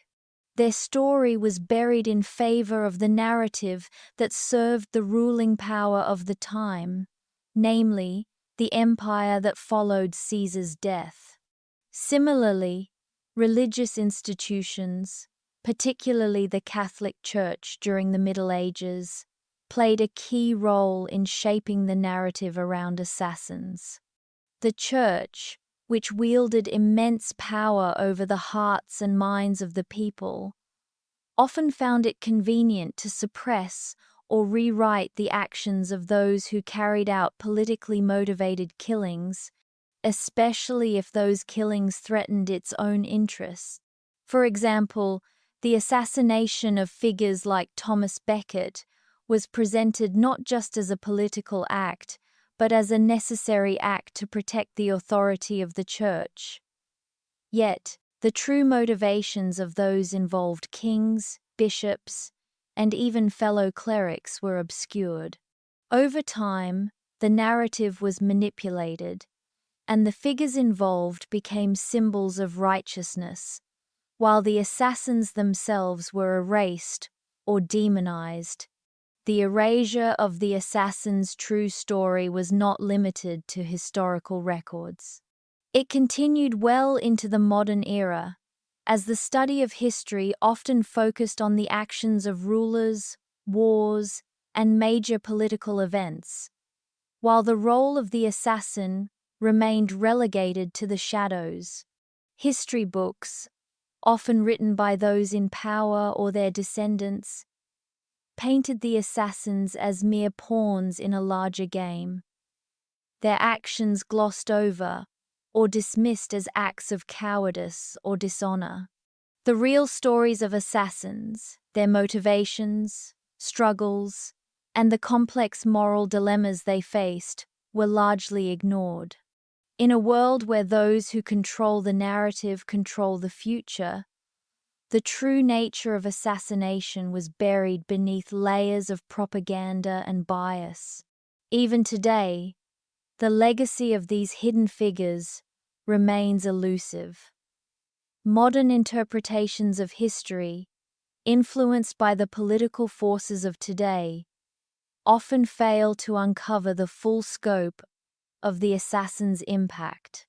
While there are some who seek to resurrect these hidden histories through books, documentaries, and alternative narratives, their work is often overshadowed by mainstream portrayals that either romanticize or demonize the assassin. The true nature of these individuals, their psychological struggles, and the toll their profession took on their lives, remains an enigma. This deliberate erasure serves to reinforce a narrative of stability and control that has long been favored by those in power. By obscuring the role of the assassin, those in authority can maintain the illusion of dominance and security. The idea that a single individual working in secret and beyond the law can disrupt the course of history is a frightening concept, one that challenges the very foundation of established power. But in the shadows of history, the stories of these assassins remain. Their influence, though erased from the pages of official records, continues to shape the world we live in. Every time a leader falls unexpectedly, every time a political system is upended by unseen forces, the legacy of the assassin resurfaces. The erasure of the assassin's history has not diminished their impact. Instead, it has left them even more enigmatic and powerful. Their presence felt more strongly because their true story remains hidden. As we conclude this section, we can now turn our attention to the legacy that these erased figures left behind, and how their actions, though often obscured, have continued to shape political and cultural narratives. The next chapter will explore how the legacy of the medieval assassin persists, influencing modern covert operations and even shaping contemporary notions of power and secrecy. The assassin, once a shadow in the dark corners of medieval courts, began to fade into the fog of history as Europe entered a new chapter. The world was changing rapidly, and with it, the role of the solitary killer for hire, the silent executioner of kings and emperors, became increasingly irrelevant. The medieval assassin, that elusive figure who moved through the shadows, had been a product of a fragmented Europe. Kingdoms and city-states were often at odds, and power was wielded by a scattered few, each grasping for control. But as the centuries turned and the modern era unfurled, the very fabric of power shifted, and with it, the purpose of the assassin. The emergence of centralized monarchies and the formation of nation-states were a harbinger of this change. Kings no longer ruled isolated domains. Instead, they created vast bureaucracies and military forces that were both more organized and more powerful than ever before.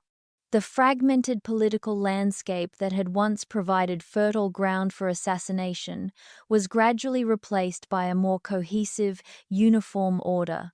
Power was consolidated into the hands of fewer rulers, and with it came an increasing reliance on centralized armies and structured political systems. The individual assassin, who once thrived in chaos and uncertainty, found themselves out of place in this new world. Meanwhile, technological advancements in warfare, ranging from firearms to the development of more sophisticated intelligence networks, also played a key role in the transformation of warfare. No longer was the fate of a kingdom or an emperor in the hands of a lone killer lurking in the shadows. The rise of gunpowder, for instance, rendered traditional methods of assassination, such as the dagger or the poison, less effective. In the growing landscape of mechanized armies and early spy networks, the need for a clandestine agent of death seemed to diminish. But perhaps the most significant factor in the decline of the assassin's role was the rise of modern intelligence services. What had once been the realm of shadowy figures operating in the dark became formalized within the ranks of state-run organizations. In place of the lone assassin, there emerged entire networks of spies, diplomats, and intelligence officers, professionals who were often tasked with ensuring national security and achieving political goals through a combination of information, manipulation, and yes, at times, covert killings. What had once been a highly personalized, intimate act of assassination transformed into a more systematic, bureaucratic operation. The assassin was no longer the mysterious figure slipping through the night, but became instead a cog in a much larger, state-sanctioned machinery of power. However, was the assassin's reign truly over? Or did this evolution mark the beginning of something even more terrifying? The image of the lone assassin may have disappeared, but as statecraft evolved, so too did the nature of those who carried out these shadowy deeds. No longer were they merely mercenaries or rogue agents, they were professionals, often operating under the guise of law, but with a far-reaching reach and terrifying precision. The very tools of warfare and intelligence that had displaced the assassin also laid the foundation for something more insidious, more organized, and potentially more dangerous. It is here, in this transformation of power itself, that we begin to see the true legacy of the medieval assassin. What was once a clandestine operation, performed by a solitary figure, is now a complex web of covert operations and state-sanctioned assassinations, carried out not for personal gain, but as part of the larger mechanisms of state control and international power struggles. The assassin may have disappeared from the shadows, but their legacy lived on, reshaped by the forces of politics, technology, and the ever-changing landscape of power. The end of the assassin's era wasn't the death of their profession. It was the beginning of their transformation into something much more pervasive and perhaps far more dangerous. The assassin, in one form or another, continues to cast their shadow across the world, but now their tools and methods have become something far more terrifying than a simple dagger in the dark. What they have become is a part of a much larger, much more terrifying system, one that still echoes through the corridors of power today. The echoes of the medieval assassin's whispered footsteps may have faded with time, but their legacy endures, far beyond the shadowed alleyways of ancient courts. The methods they pioneered, covert strikes, stealth, manipulation, and the targeted elimination of individuals, have found a new, darker home in the modern world.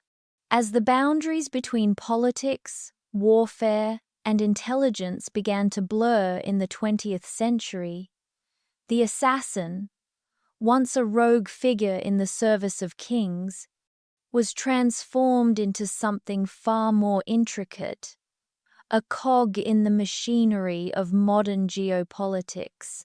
From the tense corridors of Cold War espionage to the shadowy operations of contemporary intelligence agencies, the same techniques that were perfected by medieval assassins, secrecy, precision, and the targeting of key individuals, continue to shape the way nations and factions navigate power. The tools may have evolved, and the players may be part of vast organizations now, but the fundamental principles of assassination remain eerily familiar. Consider the role of intelligence agencies like the CIA, MI6, or Mossad. These agencies, often shrouded in secrecy, operate under the guise of state-sanctioned missions, but their methods can eerily resemble the same tactics used by assassins centuries ago. The modern assassin isn't a lone wolf lurking in the shadows of a palace or a tavern. They're part of a much larger system, where every move is calculated, every action part of a larger, high-stakes game of global chess. Just as medieval kings and warlords relied on shadowy figures to eliminate rivals or intimidate enemies, modern governments engage in covert operations, often with the same deadly intent, only now the stakes are even higher and the methods are more sophisticated. In many ways, the transformation of the assassin's role is a reflection of the increasing complexity of modern geopolitics. Today's political assassinations carried out by clandestine agents or even terrorists bear remarkable similarities to their medieval counterparts. The targeted killings of foreign diplomats, intelligence officers, or political dissidents are carried out with chilling precision, often using cutting-edge technologies or strategic misinformation. These acts, whether carried out by state actors or non-state groups, echo the silent killings of medieval assassins, whose methods were just as brutal, just as effective, and just as political. But now, these acts are not isolated events. They are part of a larger, interconnected web of influence, power, and global strategy. In the modern world, assassins have evolved beyond the lone mercenary or rogue agent. They are embedded within complex systems, operating under state sponsorship, or even as part of a larger, shadowy global network. In some cases, the assassin may not even be a person, at least not in the traditional sense. The rise of drones, cyber warfare, and advanced technology has redefined the tools available for covert operations. Now, the modern assassin may never step foot in the physical realm at all.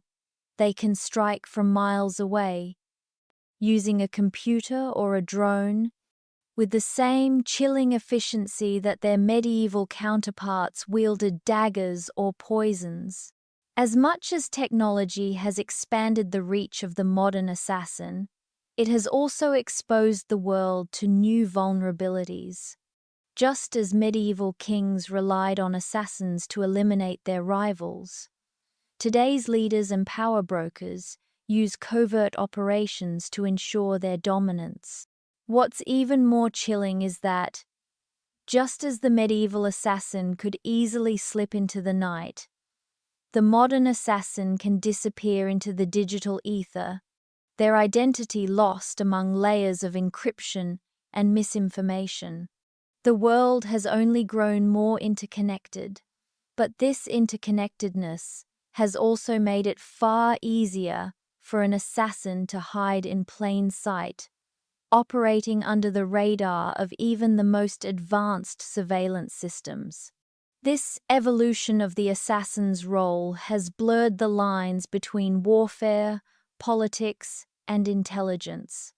The once clear distinction between soldiers and spies, between enemies and allies, has dissolved into a murky world where anyone, anywhere, might be a target. In the past, political assassinations were isolated acts of revenge or power struggles between individuals. Today, they can be part of a larger, global power play, often conducted by governments or organizations, acting under the cloak of secrecy. And while medieval assassins were often motivated by personal gain or loyalty to a king, modern-day assassins, be they intelligence agents or terrorists, are driven by ideologies, strategies, or even the agendas of powerful corporations. Yet, despite the transformation of the assassin's role in modern warfare, the enduring image of the assassin still haunts the collective imagination. The archetype of the lone, mysterious figure, lurking in the shadows, is far from gone. Instead, it has evolved, morphing into new forms, and continues to live on through espionage novels, films, and even the real-life exploits of covert operatives. The assassin is no longer a rogue element operating in isolation. They are part of an intricate, highly organized system where information, technology, and strategy come together in a deadly dance of political maneuvering. But as the legacy of the medieval assassin is repurposed in the world of modern covert operations, a more unsettling question emerges. What happens when the past meets the future? What happens when the ancient skills of a killer, honed in secrecy and darkness, are magnified by modern technology and global interconnectedness?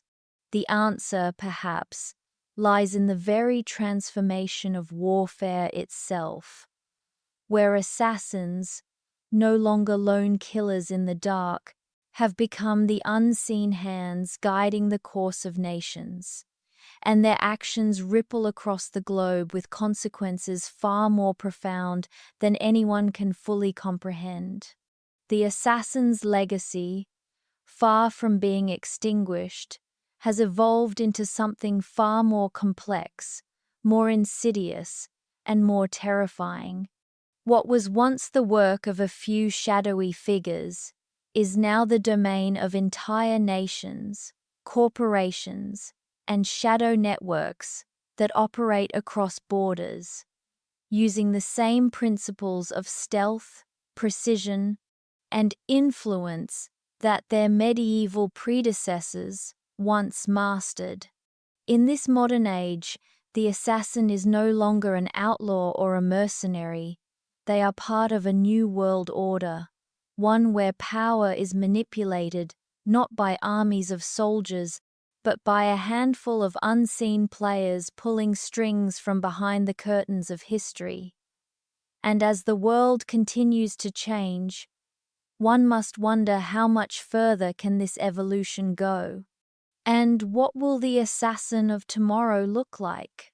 The shadowy world of medieval assassins, with its lethal precision and secretive methods, laid the foundation for the sophisticated world of modern espionage. In ancient times, an assassin's tools were simple daggers, poison, and the art of moving unseen in the darkness. But as centuries passed and the political landscape shifted, so too did the tools and methods of covert operations. The basic principles of stealth, subterfuge, and targeted elimination of key figures found their way into the arsenals of modern intelligence agencies.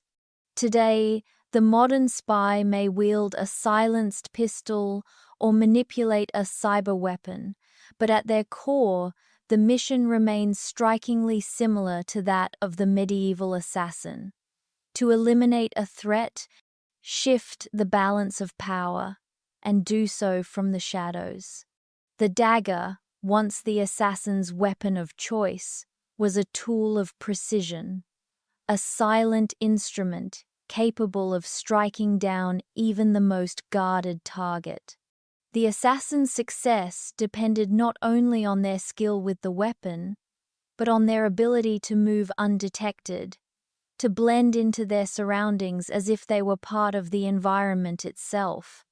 This art of stealth became the hallmark of their trade. Today, while the methods have evolved, the principle of striking with precision quietly, effectively remains at the heart of modern assassination techniques. The silenced pistol, for instance, is the contemporary counterpart to the medieval dagger. It serves the same purpose, a stealthy, lethal strike that leaves no trace. Though the technology has advanced, the underlying principle has stayed the same. The same can be said for poison, another favored tool of the medieval assassin. A small dose of a deadly toxin, carefully administered, could eliminate a target with little more than a whisper. In modern espionage, poison still plays a role, though it has evolved into more advanced forms. In recent decades, chemical agents have been used with alarming precision in targeted assassinations, and with the rise of biotechnology, even genetic weapons are being explored. The objective remains unchanged: to neutralize a person without leaving evidence, to strike from the shadows without ever being seen. But perhaps the most significant shift from the medieval to the modern era is the rise of technology, which has transformed how intelligence agencies operate and how covert operations are carried out. Where once the assassin relied on the cover of darkness and a blade to do their bidding, modern-day operatives use tools like drones, satellites, and cyber attacks to achieve their goals. A medieval assassin's skill at infiltration and evasion has found its equivalent in the world of cyber espionage. The ability to hack into systems, to steal information without being detected, is the new version of moving unnoticed in the dark. Just as an assassin once slipped through a palace unnoticed, modern spies can slip through firewalls and digital barriers, leaving no physical trace of their presence. The rise of drones and unmanned aerial vehicles, UAVs, has revolutionized how targeted killings are conducted, offering a chillingly precise way to carry out an assassination from miles away. Drones, controlled remotely and equipped with powerful weapons, have allowed for strikes that would have been impossible in the medieval era. Yet, the basic principles behind these strikes are not so different from those of the medieval assassin: identifying a target, taking the shot, and disappearing into the ether. Just as the medieval assassin would fade into the crowd after their kill, the modern drone strike leaves no physical trace. Only the aftermath, a target eliminated with the precision of a blade, but the anonymity of a ghost. Espionage agencies like the CIA, MI6, and Mossad have adapted these ancient methods to meet the challenges of the modern world. While the tools may have changed, the tactics remain rooted in the same principles: deception, stealth, and the elimination of threats before they can become problems. The art of the assassination, once performed by a lone killer, has become institutionalized in these organizations, which now carry out covert operations on a global scale.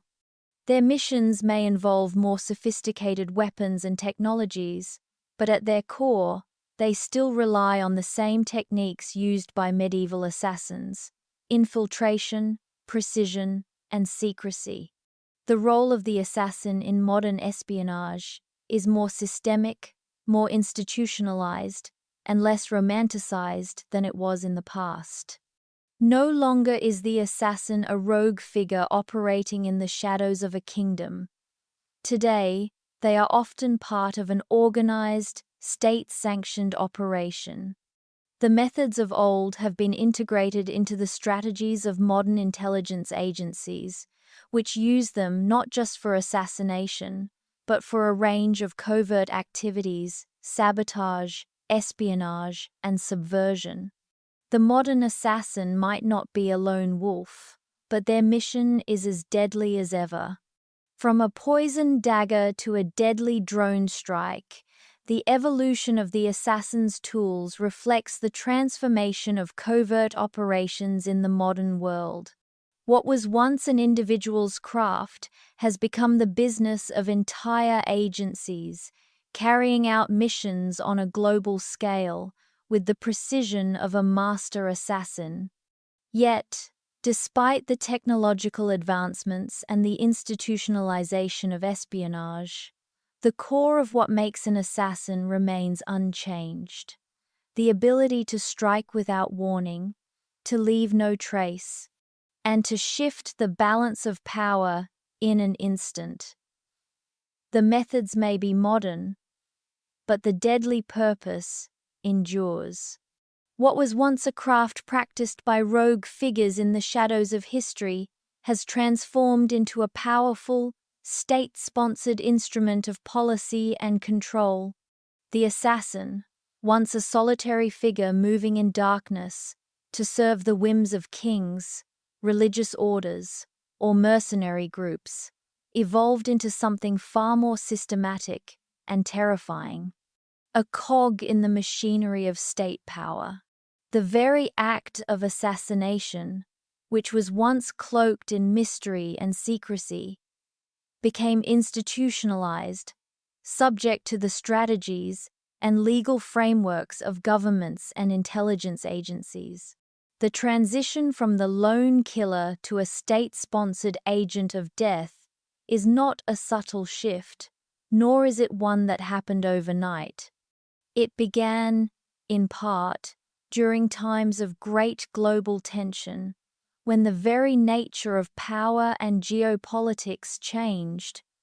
The Cold War stands as a defining moment in this transformation. Both superpowers, the United States and the Soviet Union, recognized that assassination could be a highly effective tool in the fight for ideological supremacy. It was no longer about kings and rulers dealing with personal rivals or enemies within their courts.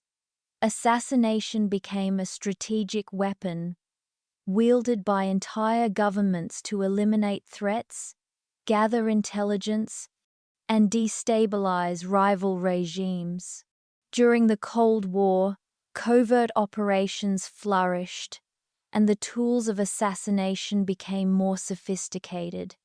Intelligence agencies like the CIA and KGB developed highly trained operatives skilled in the art of elimination. The role of the assassin was no longer a shadowy mercenary working in secrecy, but a highly trained operative with a mission that had national and international consequences. The once solitary assassin became a tool for larger political objectives, working not for a single individual, but for the state itself. Assassination was no longer an act of personal revenge or political intrigue. It became part of the broader strategy of espionage, disinformation, and covert warfare. The shift from medieval assassins to state-sponsored killers can be traced further through the rise of assassination programs during the War on Terror. After the September 11 attacks, the global landscape changed once again, and with it, the role of covert operations.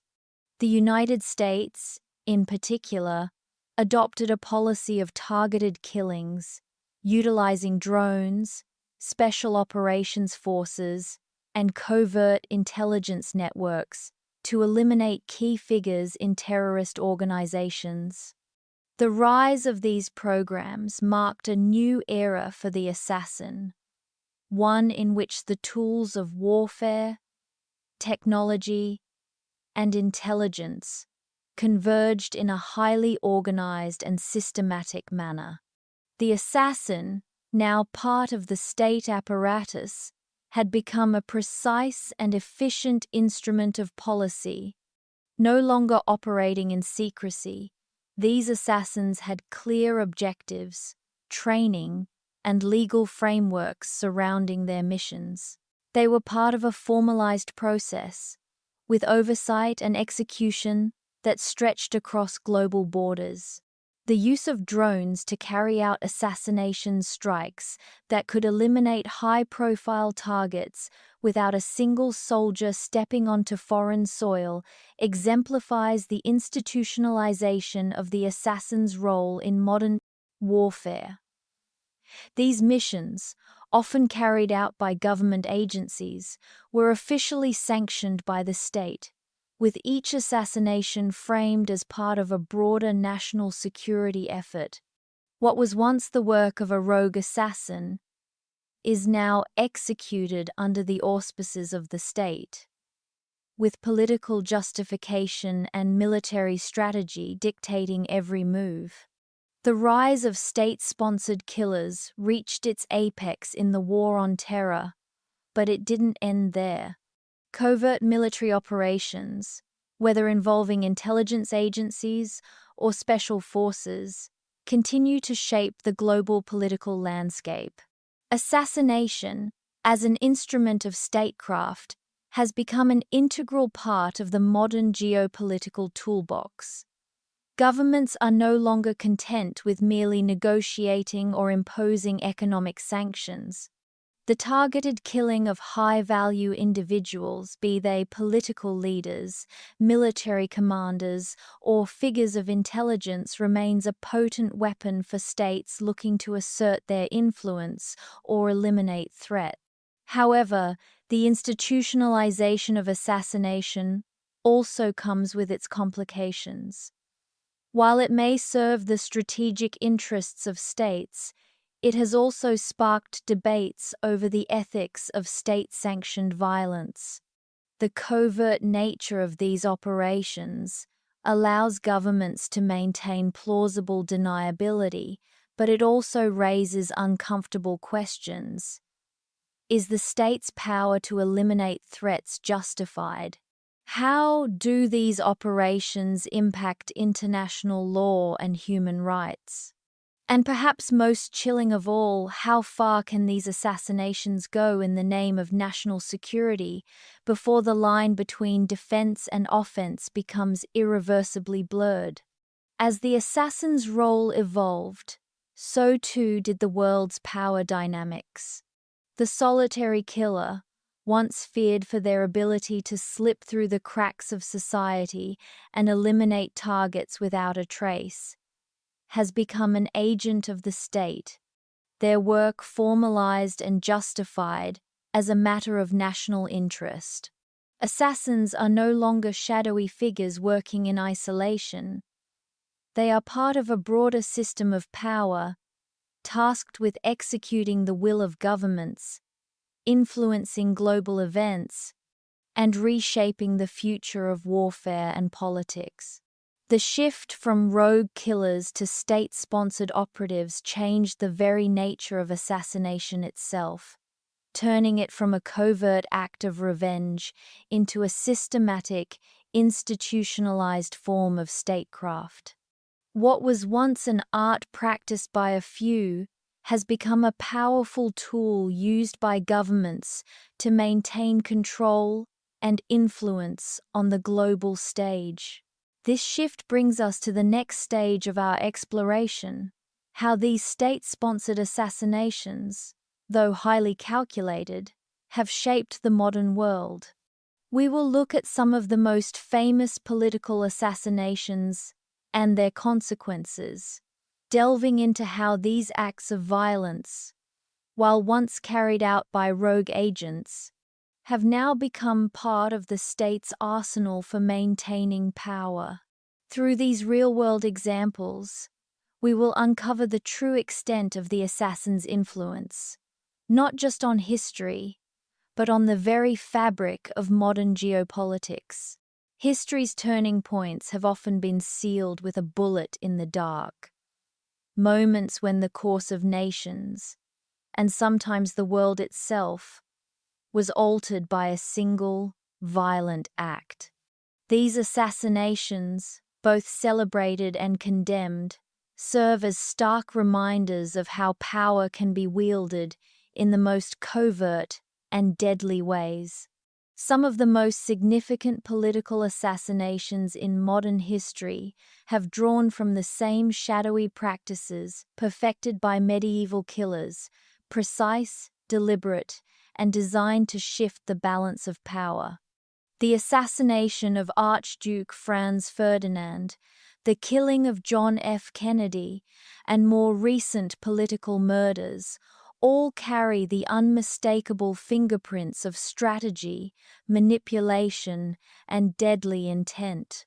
The assassination of Archduke Franz Ferdinand in 1914 is one such moment that echoes the deadly precision of medieval assassins.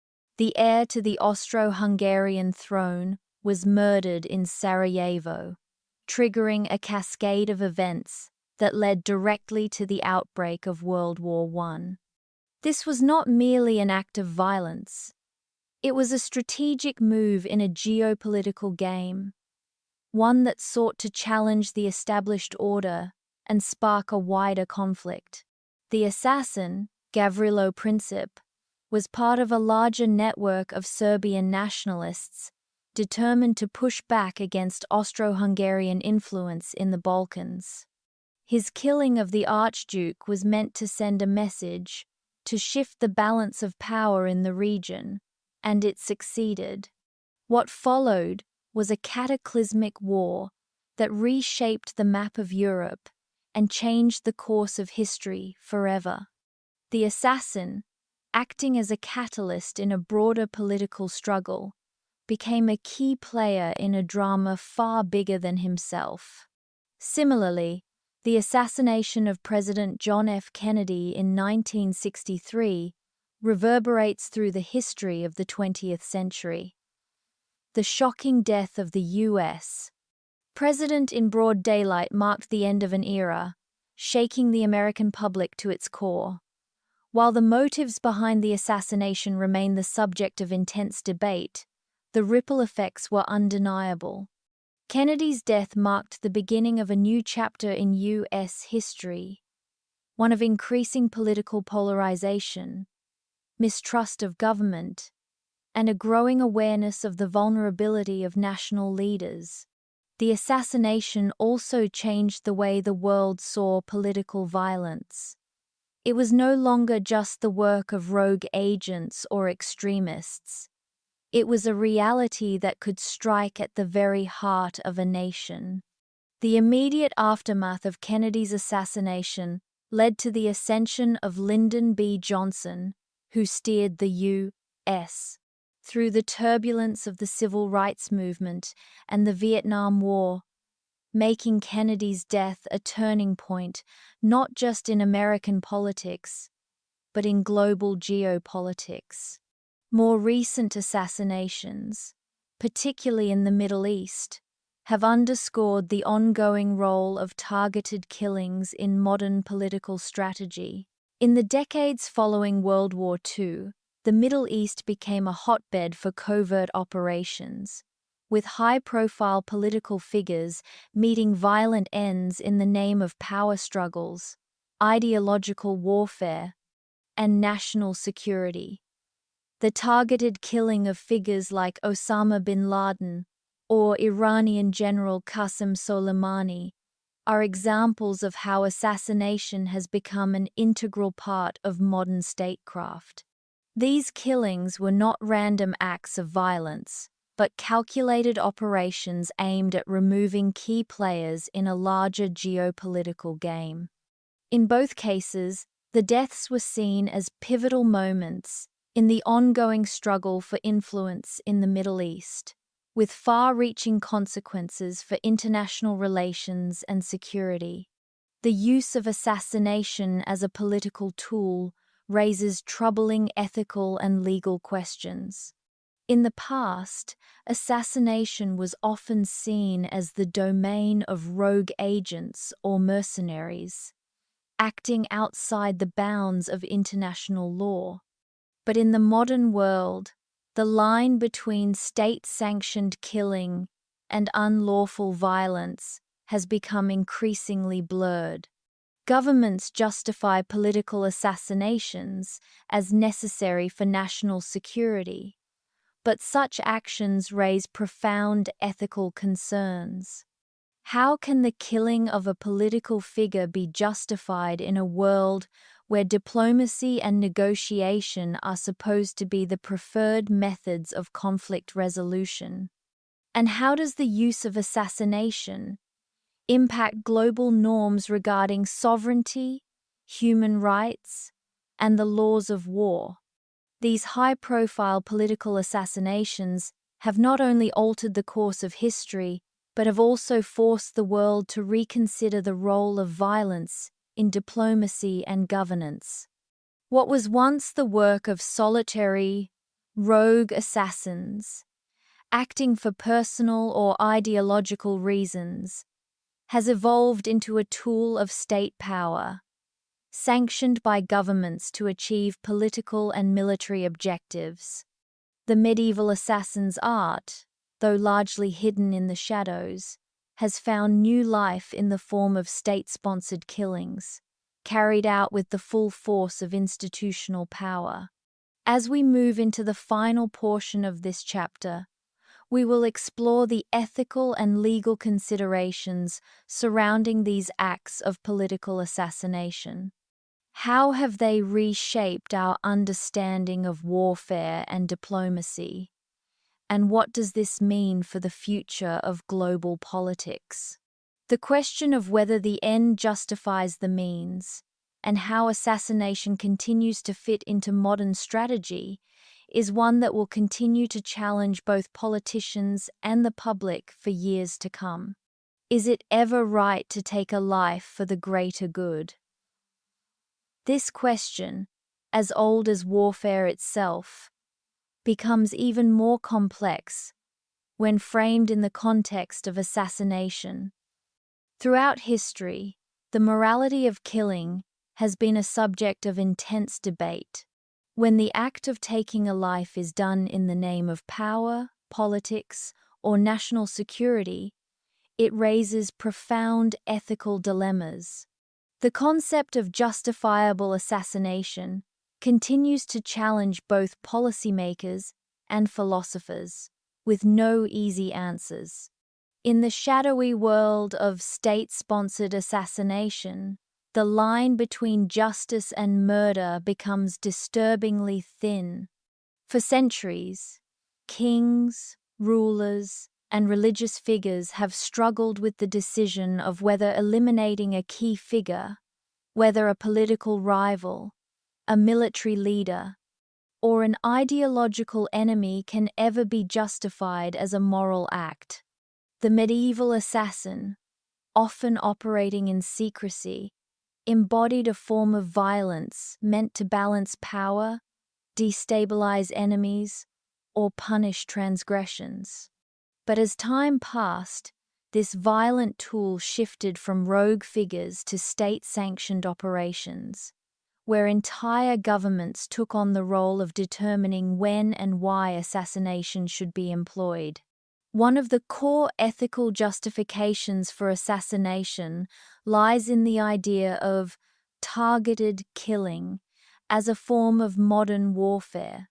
Governments, particularly in the 21st century, have argued that these killings are necessary for national security.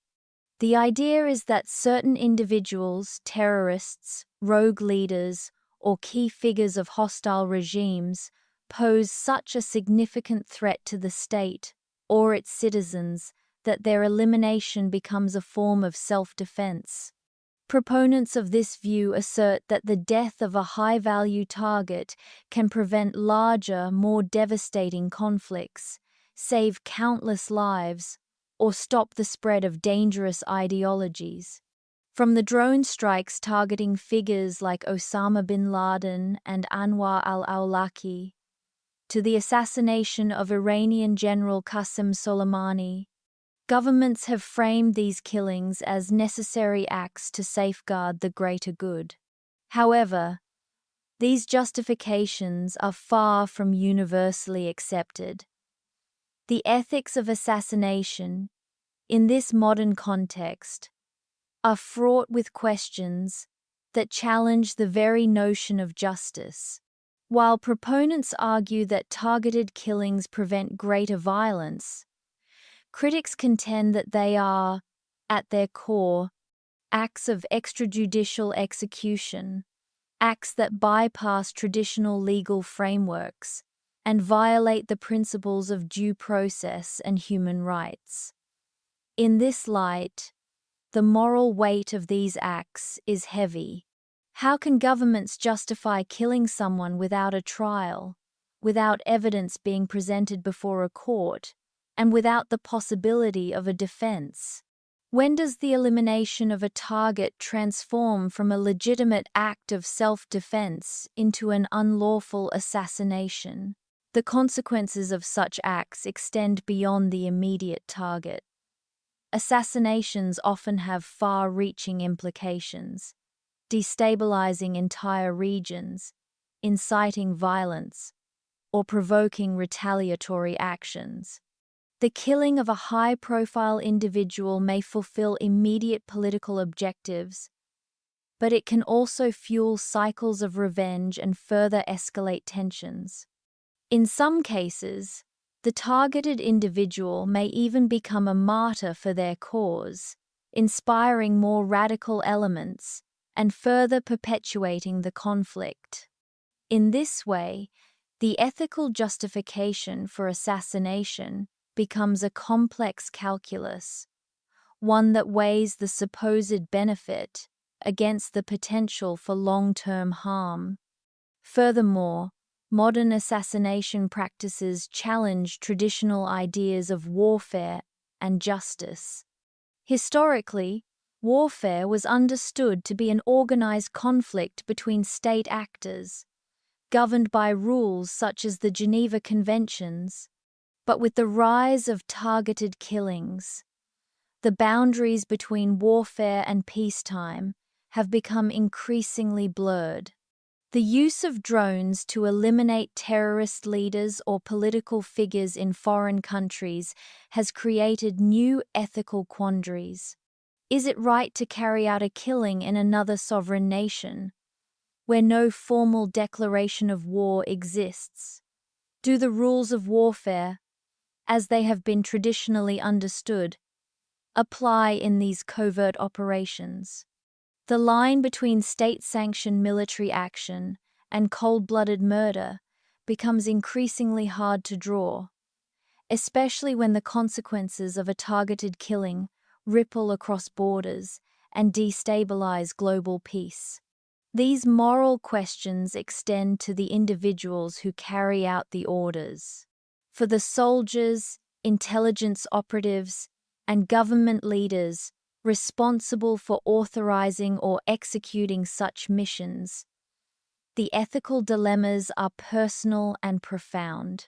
How do these individuals reconcile the moral cost of taking a life with the justification of national security? Can the weight of killing someone in the name of a broader cause ever be fully justified? Or is the line between personal conscience and duty forever compromised? For those impacted by these killings, the families of the assassinated, the communities left in the wake of such violence, the moral repercussions are felt more deeply. Targeted killings may be framed as strategic operations, but for the families of the victims, they are personal tragedies. The larger geopolitical struggle may justify the elimination of one individual, but it cannot erase the human cost. In this way, the morality of assassination becomes a deeply complex issue, one that involves not just the strategic interests of the state, but the lives of countless innocent individuals caught in the crossfire. The concept of justifiable assassination continues to be a highly contentious issue. As long as power is wielded in the shadows, as long as governments justify violence in the name of security, the ethical questions surrounding assassination will remain at the forefront of global discourse. Is it ever right to take a life for the greater good? When does the line between justice and murder blur? And who has the moral authority to decide?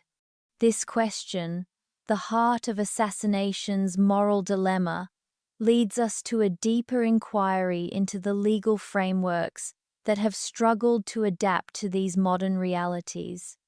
How do international laws and norms govern acts of state-sponsored assassination? Can assassination ever be justified within the context of global justice? These questions will shape the discussion in the next section as we explore the challenges that modern legal systems face in addressing the complexities of targeted killings and extrajudicial executions. Is assassination a crime, or is it a tool of war? This is the crux of a legal debate that continues to evolve as the world grapples with the moral, ethical, and practical implications of targeted killings.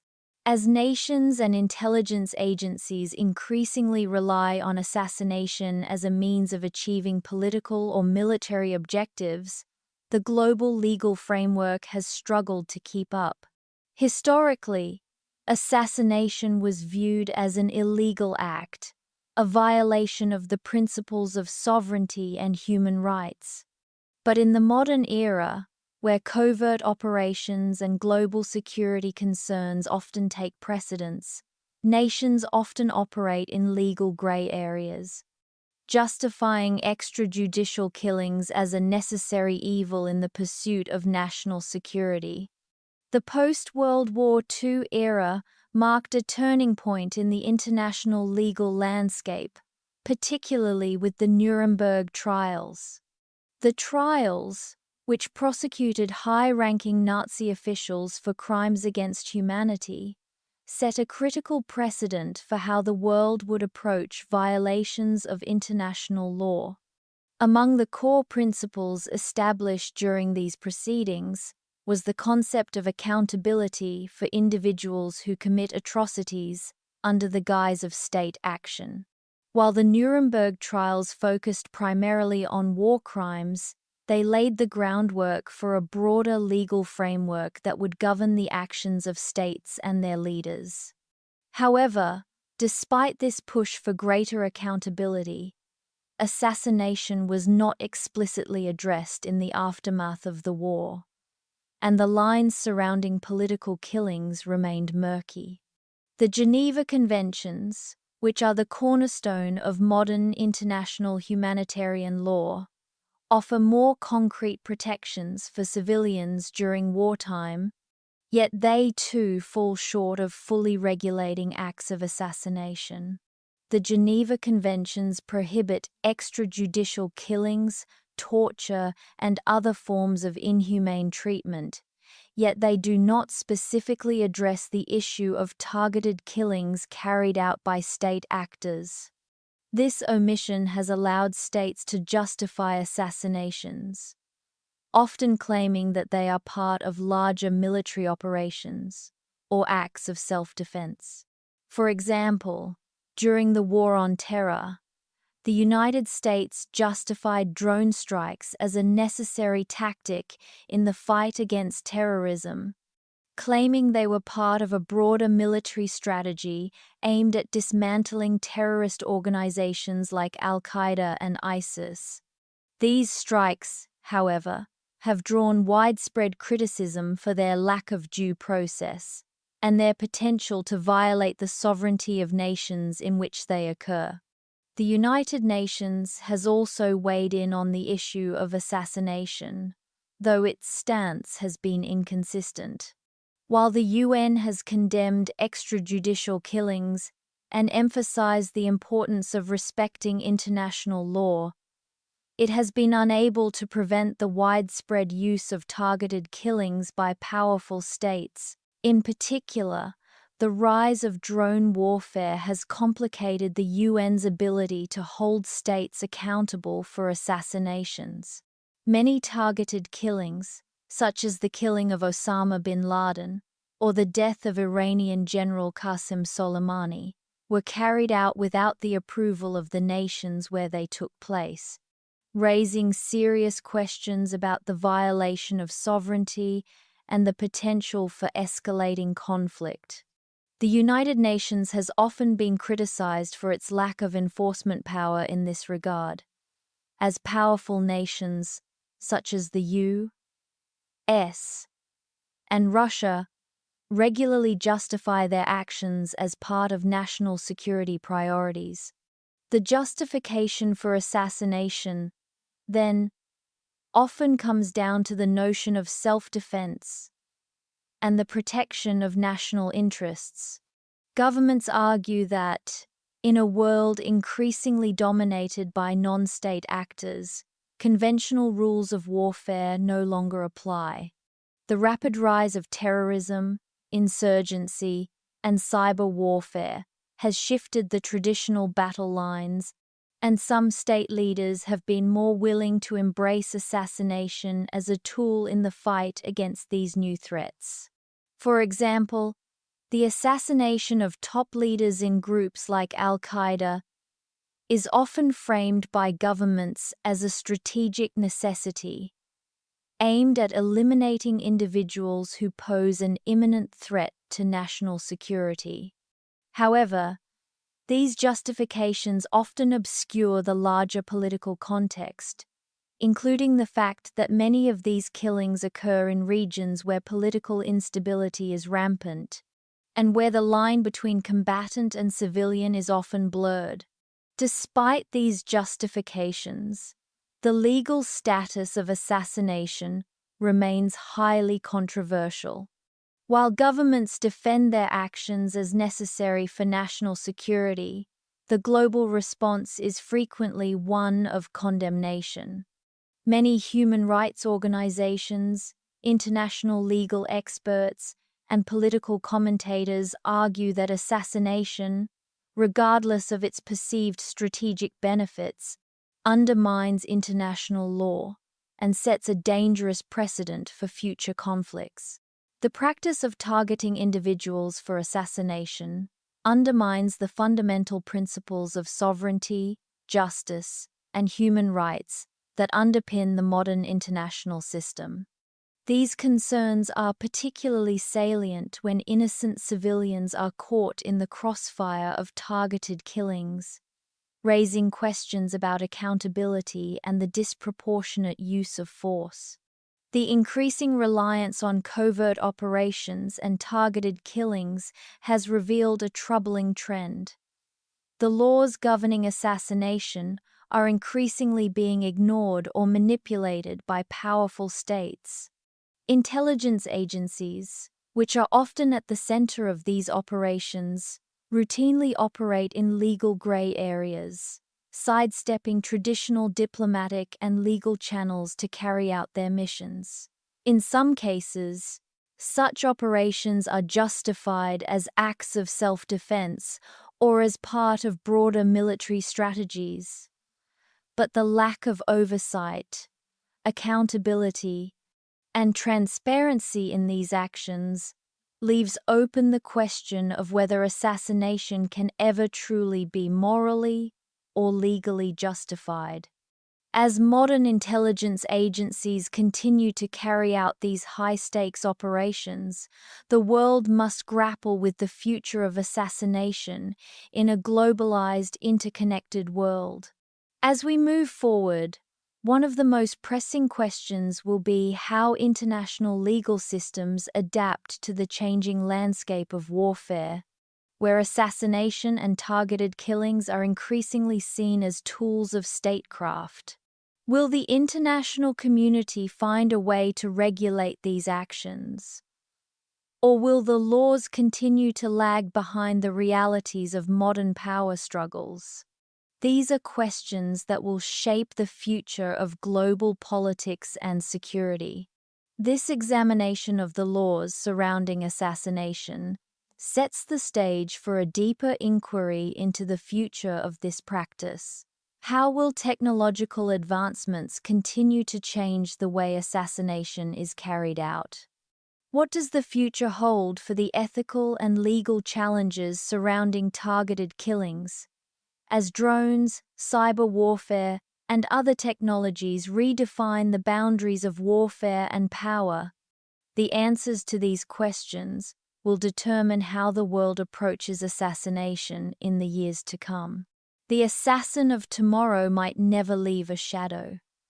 Instead, they could be a machine, a drone, or an algorithm. As emerging technologies, drones, artificial intelligence, and cyber warfare reshape the nature of warfare, the face of assassination is changing in ways previously unimaginable. The covert, shadowy figure that once slipped through the darkness, dagger in hand, has evolved into something far more abstract, operating through pixels and code, silently taking lives from thousands of miles away. But with these new technologies comes a host of new ethical, legal, and strategic challenges. Could the future of assassination be controlled by machines?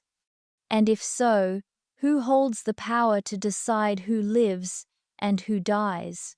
Drones have already revolutionized the practice of assassination. No longer does an assassin need to be within striking distance of their target. With a few keystrokes, a drone operator can eliminate a target from the comfort of a control room, far removed from the action. These unmanned aerial vehicles, UAVs, have been employed by governments around the world, particularly in the context of counter-terrorism operations, to carry out high-profile targeted killings. The precision and speed with which drones can strike have made them the preferred tool for assassination, particularly in areas where ground operations are risky or impractical. However, the widespread use of drones raises a host of ethical concerns. While drones are often justified as efficient tools for eliminating terrorists or military targets, their use also frequently leads to civilian casualties. The blurred line between combatant and non-combatant, especially in densely populated areas, complicates the moral justification for drone strikes. The next frontier in assassination technology could be artificial intelligence, AI. Autonomous weapons, powered by AI, are already being developed and tested, and it's not hard to imagine a future where machines, not humans, make life and death decisions. AI systems could be tasked with identifying targets, making real-time decisions about when and how to strike, and carrying out the mission without human intervention. This raises a fundamental question. Can machines be trusted with the power to kill? The ethical dilemmas surrounding AI in warfare are profound. Could an autonomous weapon be programmed to distinguish between a legitimate target and an innocent bystander? And who is responsible if an AI system makes an erroneous decision, resulting in the death of an innocent person? The introduction of AI into assassination presents not only moral concerns but also legal ones, particularly in terms of accountability. Who would be held accountable for a death caused by an AI system? The developers, the operators, or the governments that deploy these systems? While drones and AI are altering the way assassination is carried out in the physical world, another emerging technology is changing the landscape of digital assassination: cyber warfare. Cyber attacks, which can disable or destroy critical infrastructure, are increasingly being used as tools of statecraft, and in some cases, as forms of assassination. A cyber attack could take down a power grid, cripple communications, or even hijack military systems. The implications for assassination are chilling. A nation-state could theoretically use cyber weapons to eliminate key figures by disabling their communications or manipulating their transportation systems, all without firing a single shot. In some cases, cyber attacks could be the perfect cover for a political assassination. With the anonymity of the digital world, the attackers could strike without ever being detected, leaving no physical evidence behind. The rise of cyber warfare introduces a new realm of possibilities for assassination, one that exists entirely in the virtual space and could potentially have even broader and more far-reaching consequences than traditional assassination methods. As we look to the future, the intersection of drones, AI, and cyber warfare will likely redefine the practice of assassination. These technologies bring unprecedented precision, efficiency, and anonymity to the act of taking a life, but they also create new ethical and strategic dilemmas. The capacity for targeted killings to be carried out remotely by machines or algorithms raises questions about accountability, transparency, and the limits of power. What happens when the act of assassination is completely detached from the human hand? When governments or corporations have access to technologies that can eliminate targets without risk to their own personnel, how will the balance of power shift in global politics? These technologies also bring up the broader issue of who controls the kill. As assassination becomes increasingly automated, who decides who lives and who dies? Will we trust governments, corporations, or perhaps even autonomous systems to make these decisions? And what safeguards will be put in place to prevent misuse? The future of assassination is not just a matter of technology, it is a matter of who has the power to wield these tools and how they are used. The rise of these technologies will certainly reshape the future of international politics, ethics, and warfare. As drones, AI, and cyber warfare continue to evolve, they will challenge our existing frameworks for law, morality, and sovereignty.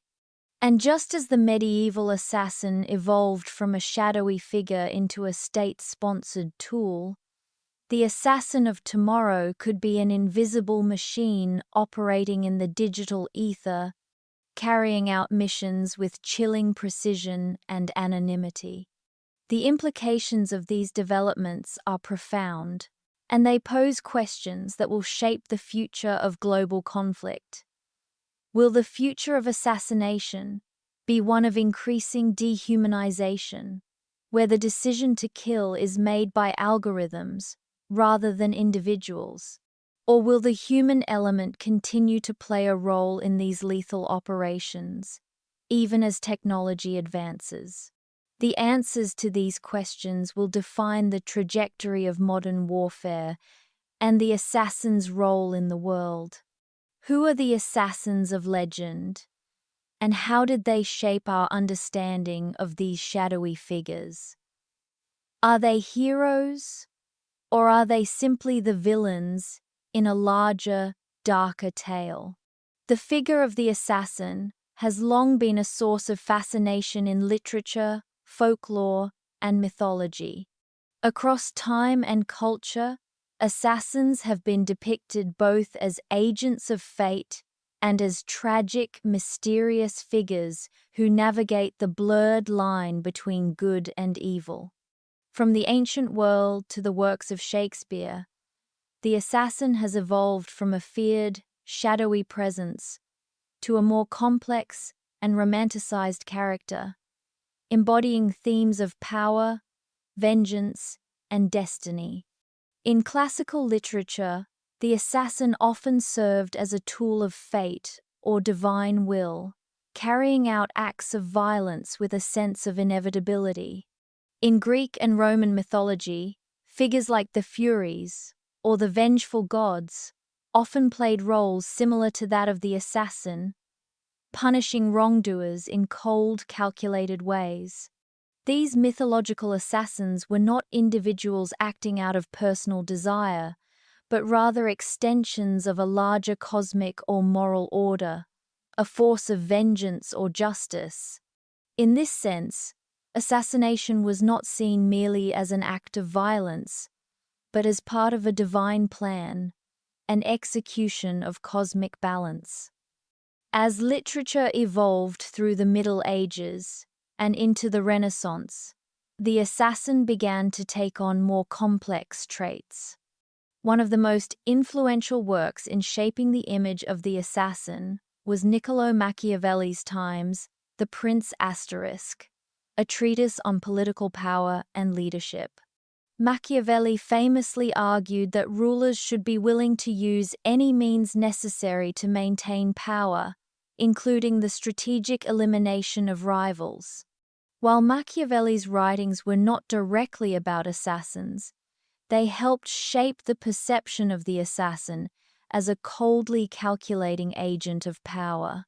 Assassins, in this context, became emblematic of the ruthless political maneuvering required to maintain dominance. In the works of William Shakespeare, the assassin takes on a more tragic and human form. Shakespeare's plays, particularly Times Macbeth Times and Times Julius Caesar **, depict assassins not merely as faceless murderers, but as individuals whose actions are driven by ambition, loyalty, or a sense of moral duty. In Times Macbeth **, for example, Macbeth is not just a killer, but a man whose inner turmoil and ambition push him to commit murder in the pursuit of power. The same theme appears in Times Julius Caesar **, where Brutus, a noble Roman, justifies the assassination of Caesar as a necessary act to preserve the Republic, despite the personal cost it inflicts on him. These assassins are not simply villains, they are complex, multifaceted figures caught in moral dilemmas, making choices that blur the line between heroism and villainy. The romanticization of the assassin continued into the modern era, where they often became figures of intrigue and mystery. One of the most enduring portrayals of the assassin in modern culture comes from the world of popular fiction. In works like Times, The Godfather Times by Mario Puzo and the Times Assassin's Creed, Times video game series, assassins are depicted as skilled, honorable figures, bound by their own codes of conduct. In these stories, the assassin is often shown as an anti-hero, someone who operates outside the law, yet whose actions are framed as necessary for a larger, noble cause. These characters, often positioned as both victims and perpetrators, are products of their environments, shaped by systems of power that force them into their roles. The Times Assassin's Creed Times franchise, in particular, has shaped the modern perception of the assassin, turning them into complex, tragic figures who struggle with the morality of their actions. The game series, which blends historical events with fictional narratives, presents its protagonists as individuals caught in centuries-old battles between the assassins and the Templars' forces of freedom versus control. While these assassins perform acts of violence, they do so under the guise of a higher purpose, seeking to protect the freedom of individuals and the broader world. This romanticized version of the assassin, as a symbol of resistance against oppression, continues to resonate with audiences today, contributing to the myth of the assassin as both a heroic and tragic figure. Yet, for all their romanticization, the assassin's role in literature and mythology often reflects a deeper, darker truth. Assassins in these stories are frequently portrayed as figures caught between conflicting moral codes. The line between heroism and villainy is often blurred, forcing the audience to confront uncomfortable questions about power, morality, and justice. In many ways, the assassin embodies the tension between societal order and chaos, between law and rebellion, and between personal desire and greater ideals. These complexities are what make the figure of the assassin so compelling across cultures and generations. In this exploration of the assassin in literature and mythology, we see how the figure has evolved from a mere tool of fate and power to a deeply human character, torn between conflicting forces. The assassin is no longer just a villain lurking in the shadows, but a tragic, multifaceted figure shaped by their environment, their choices, and their ideals. And yet, despite the moral ambiguity that surrounds them, these figures continue to captivate our imaginations, offering a mirror through which we can examine the nature of power, justice, and sacrifice. This cultural legacy of the assassin, rooted in myth and literature, leads us into the modern era, where the depiction of assassins in film and television has become even more pervasive and influential. As the figure of the assassin has evolved, so too has the way we understand and portray them in popular culture. This transition from myth to mass media will be explored in the next section, where we look at how assassins have been reimagined in contemporary films and television, and how these portrayals continue to shape public perceptions of these shadowy figures. What happens when an assassin becomes a hero in our eyes? How did movies turn killers into icons of power, style, and justice? The assassin, once a shadowy figure lurking in the dark corners of history, has been transformed in modern films, TV shows, and video games into a cultural icon. In pop culture, these characters are often portrayed as complex anti-heroes, battling their personal demons while performing highly skilled and calculated acts of violence. But what makes the assassin so compelling in modern media? And why do we find ourselves drawn to characters whose profession is built on murder?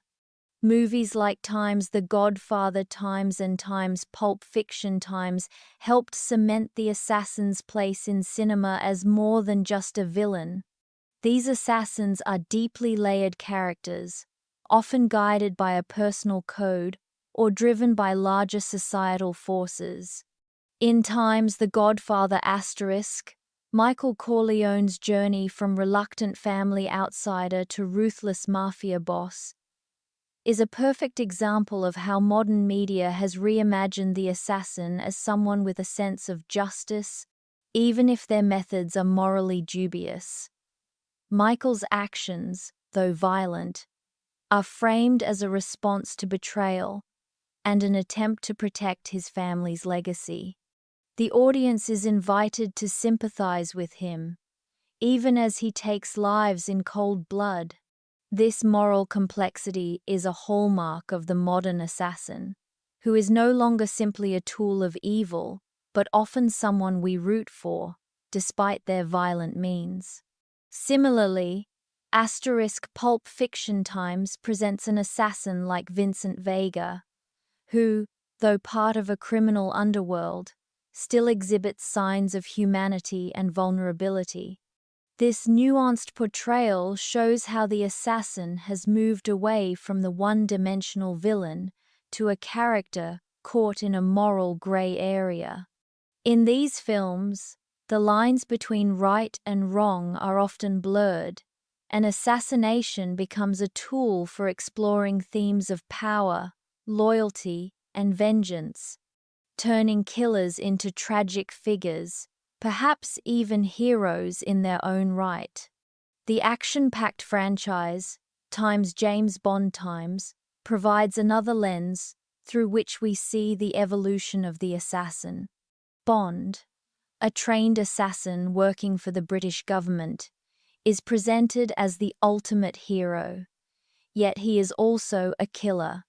His missions, often involving violence, deceit, and manipulation, carry the weight of political agendas and national security. However, the film's glamour, style, and the suave portrayal of Bond as a charming and seemingly invincible figure make assassination look almost glamorous. Here, assassination isn't merely a brutal act, but a tool for achieving higher ideals, with Bond as a representation of how power and violence can be wielded in the name of good, or at least in the name of national interests. Perhaps the most recent and iconic example of the modern assassin is John Wick. In the John Wick Times series, Keanu Reeves plays a former hitman, seeking vengeance for the death of his beloved dog, a symbol of his late wife's last gift to him. This franchise is a prime example of how the modern assassin has been romanticized and elevated to the status of action hero. Wick is not only incredibly skilled, but he is also portrayed as a man of honor, motivated by personal grief rather than a thirst for power. The series reimagines the assassin as both an unstoppable force and a tragic figure, navigating a world of high-stakes violence, yet still holding onto a shred of humanity. The spectacle of John Wick Times is built on precision, choreography, and a larger-than-life portrayal of violence, turning assassination into a visually stunning and almost mythical act. These portrayals highlight a fascinating cultural shift. The assassin is no longer just a villain or a mere tool of death, but a multi-dimensional character who navigates complex moral landscapes. Their motivations are often portrayed as deeply personal, their actions justifiable in their eyes, even if they're not to the wider world. Whether it's a desire for vengeance, a sense of justice, or even love, these modern assassins become relatable characters, humanized and romanticized in a way that distances the act of killing from its real-world brutality. However, this romanticization often obscures the harsh, brutal reality of assassination. Modern films and media tend to focus on the skill, the precision, and the thrill of the kill, but rarely show the true cost of these actions. Assassination in pop culture is often stripped of the aftermath, the loss of life, the families left behind, the moral toll of taking a life. As these assassins become iconic figures, the brutal nature of their profession is often glossed over in favor of stylized violence and dramatic narrative arcs. By glorifying assassination as a form of justice or as a tool for personal redemption, these portrayals risk trivializing the true consequences of violence and killing. The way assassins are depicted in modern media reflects our society's evolving perceptions of power, justice, and violence. The assassin has become a symbol not just of death, but of resistance, revenge, and personal sacrifice. The myth of the assassin, once reserved for the shadows of history, has been reimagined in modern culture as a figure who can be both feared and admired. These characters have become a way to explore themes of morality, loyalty, and power dynamics, turning what was once a brutal act of political or personal violence into a form of entertainment. As we move forward, the influence of these cultural portrayals will continue to shape the public's understanding of power, violence, and authority. How we see the assassin in movies and media reflects larger societal issues, including the way we justify violence and the figures we choose to admire. This representation of the assassin continues to impact not just our entertainment, but also our perception of the real-world consequences of such acts. The evolution of the assassin in modern media leads us to a broader discussion on their cultural legacy, how they have influenced global politics, societal fears, and personal perceptions of authority. As we explore how these iconic figures have shaped our understanding of power, we can better understand the lasting impact assassins have had on both our imaginations and the world we live in today. From medieval shadows to modern politics, the assassin's legacy has never truly disappeared. The figure of the assassin, once a solitary agent lurking in the darkness, has evolved over centuries, but their influence remains just as potent today as it was in the days of the Roman Empire or the Italian Renaissance. Whether they operate as lone wolves, working in secrecy, or as part of highly organized state-sanctioned operations, assassins continue to shape the world from behind the scenes, driving events that affect the course of history and global power dynamics. In modern society, the assassin's legacy is seen in covert operations, espionage, and even the rise of surveillance technologies. Intelligence agencies across the globe, such as the CIA, MI6, and Mossad, carry out highly secretive operations that often involve the use of assassination as a tool for national security or political leverage. These agencies, while officially working within the bounds of state-sanctioned power, operate in the shadowy spaces once inhabited by medieval assassins. Today, the methods may be more sophisticated, involving drones, cyber weapons, and digital surveillance, but the core purpose remains the same: to eliminate perceived threats and alter the balance of power. The use of assassination as a statecraft tool is not just a relic of the past, but an ongoing part of global politics. Political assassinations, whether carried out by governments or non-state actors, continue to impact international relations, destabilize regimes, and shift the balance of power. The killing of high-profile figures, from terrorists to political leaders, often leads to dramatic shifts in geopolitics, creating vacuums of power or sparking new conflicts. Assassinations have been pivotal in shaping the outcomes of wars, influencing diplomacy, and determining the fates of nations. However, the legacy of the assassin is not just found in the actions of modern intelligence agencies or covert military operations. It is also reflected in how history remembers these figures. Assassins are often remembered, glorified, or erased, depending on who controls the narrative. In many cases, assassins are depicted as necessary agents, their actions justified by the political or military context in which they occur. Some are even viewed as heroes, like the legendary figures in works of literature or the iconic assassins of modern film and television. But history is equally capable of erasing the contributions of certain assassins, particularly those whose actions serve the interests of groups or regimes that fall out of favor. In these instances, the assassin is cast as a villain, their motivations and actions reduced to a mere act of treachery.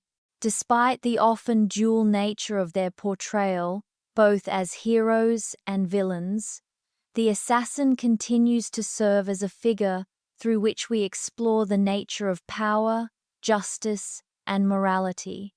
They embody the tensions between law and rebellion, duty and self-interest, and the personal and the political.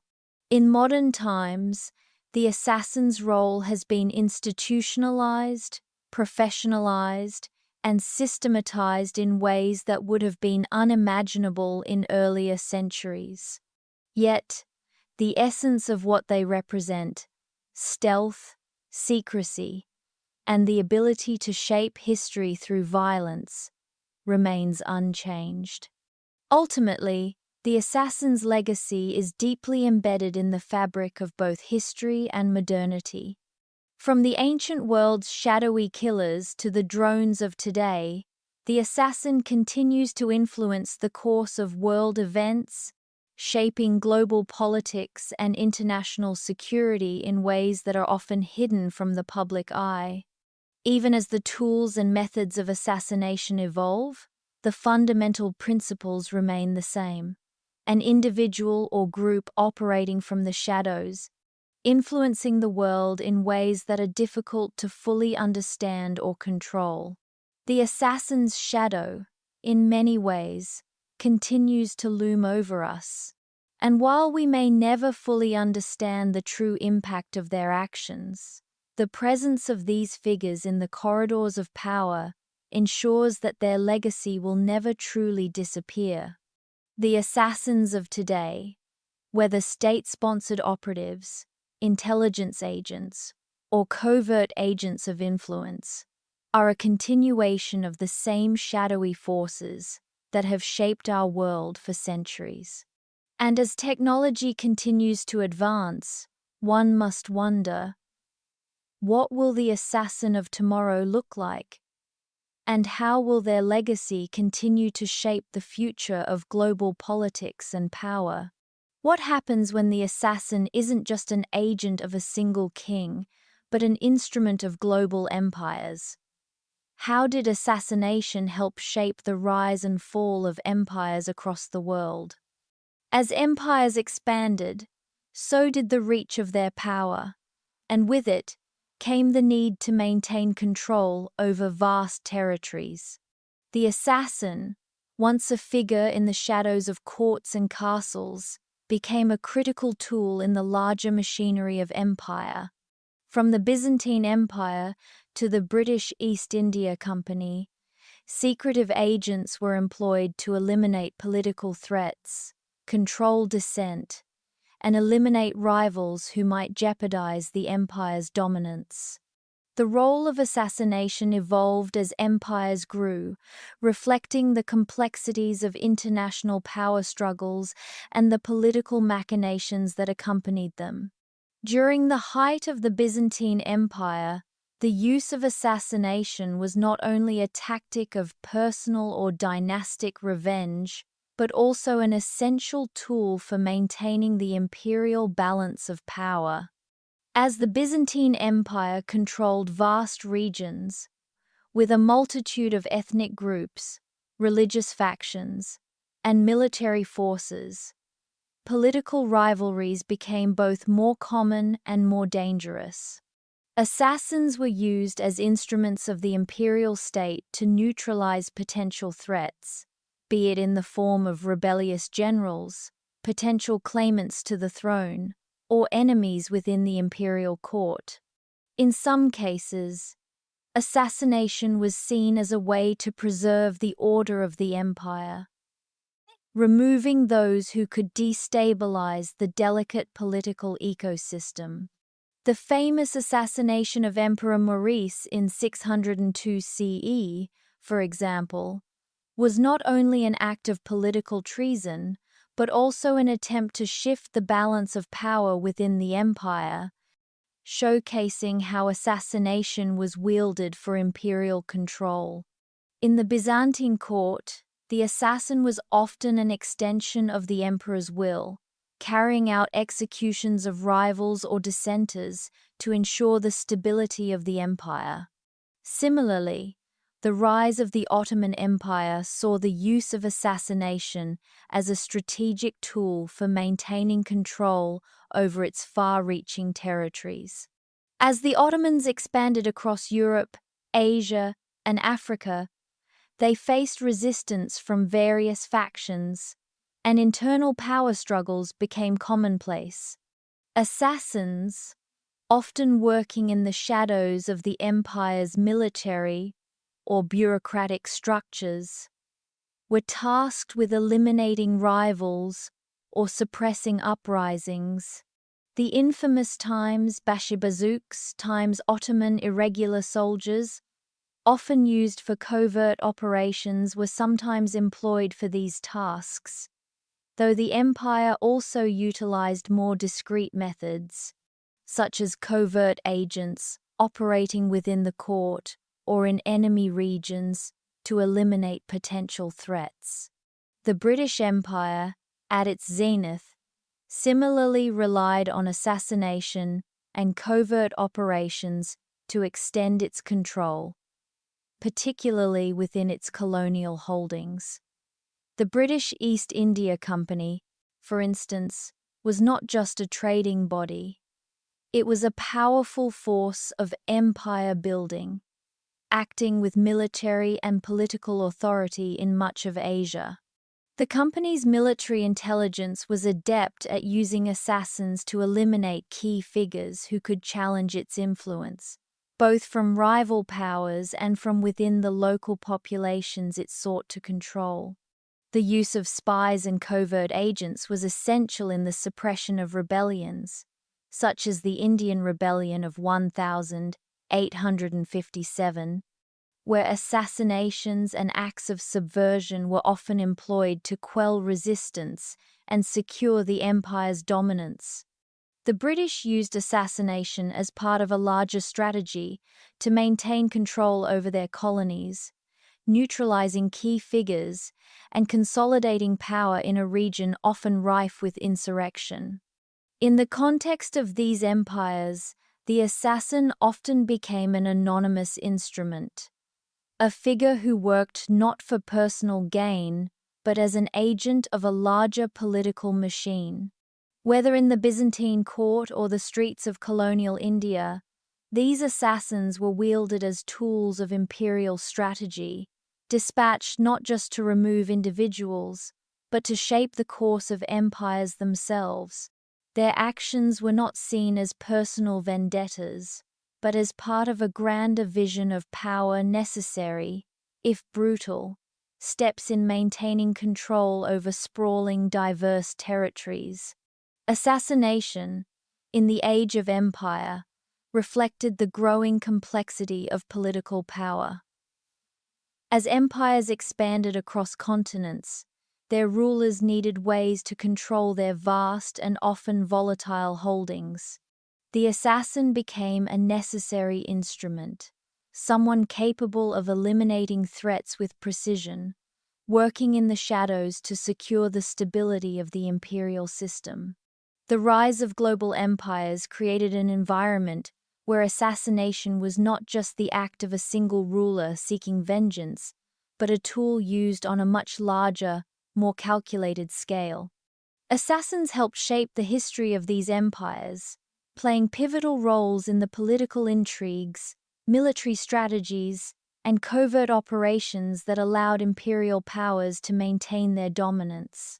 This historical perspective on assassins in the age of empire leads naturally into a discussion of the modern era, where intelligence agencies have taken on the role once held by these covert agents. The legacy of these imperial assassins lives on in the covert operations and high-stakes international conflicts of today. As globalized politics continue to evolve, so too does the role of the assassin, now refined and institutionalized in the intelligence agencies and military operations of the modern world. The shadows of empire still linger, as assassination remains a key tool in the shaping of international power, stability, and conflict. How did the Cold War transform the assassin into a tool of statecraft, and what price did the world pay for these secret, sanctioned deaths?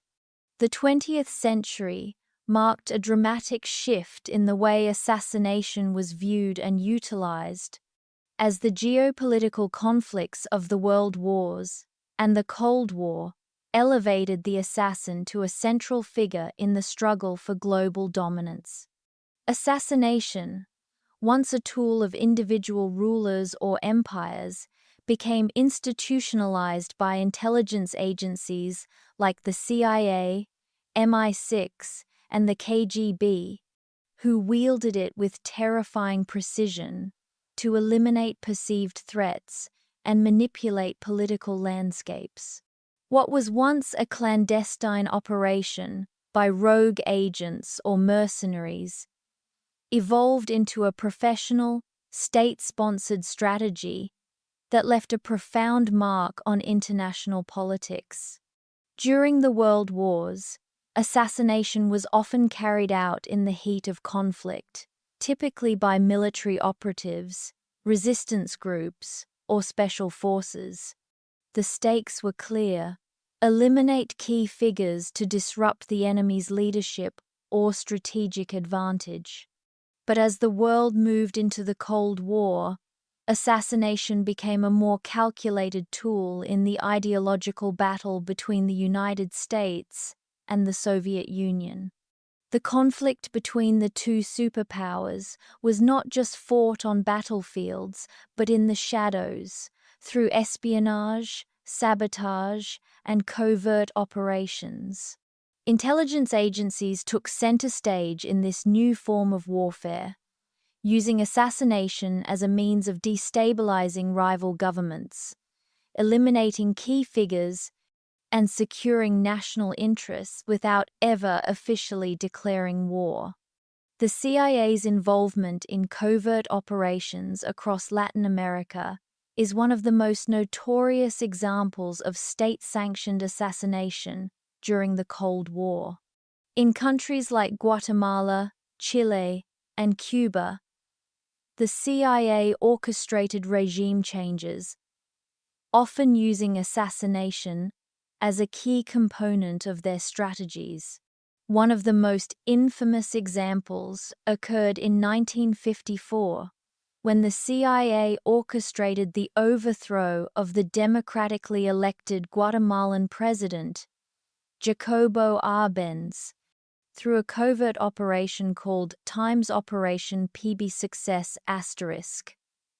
This operation included not only the manipulation of media and political groups, but also the assassination of key political figures in Guatemala, all with the aim of replacing a leader deemed sympathetic to communist ideology with one who was more aligned with U.S. interests. In Chile, the CIA played a pivotal role in the 1973 coup that ousted President Salvador Allende, with U.S. agents involved in the assassination of political figures who were opposed to the new military dictatorship led by General Augusto Pinochet. These covert operations highlighted how assassination became a strategic tool, not just for eliminating individuals, but for reshaping political realities across entire regions. The Cold War also saw the rise of the KGB as a formidable intelligence agency that used assassination to maintain Soviet power and eliminate perceived threats to the state.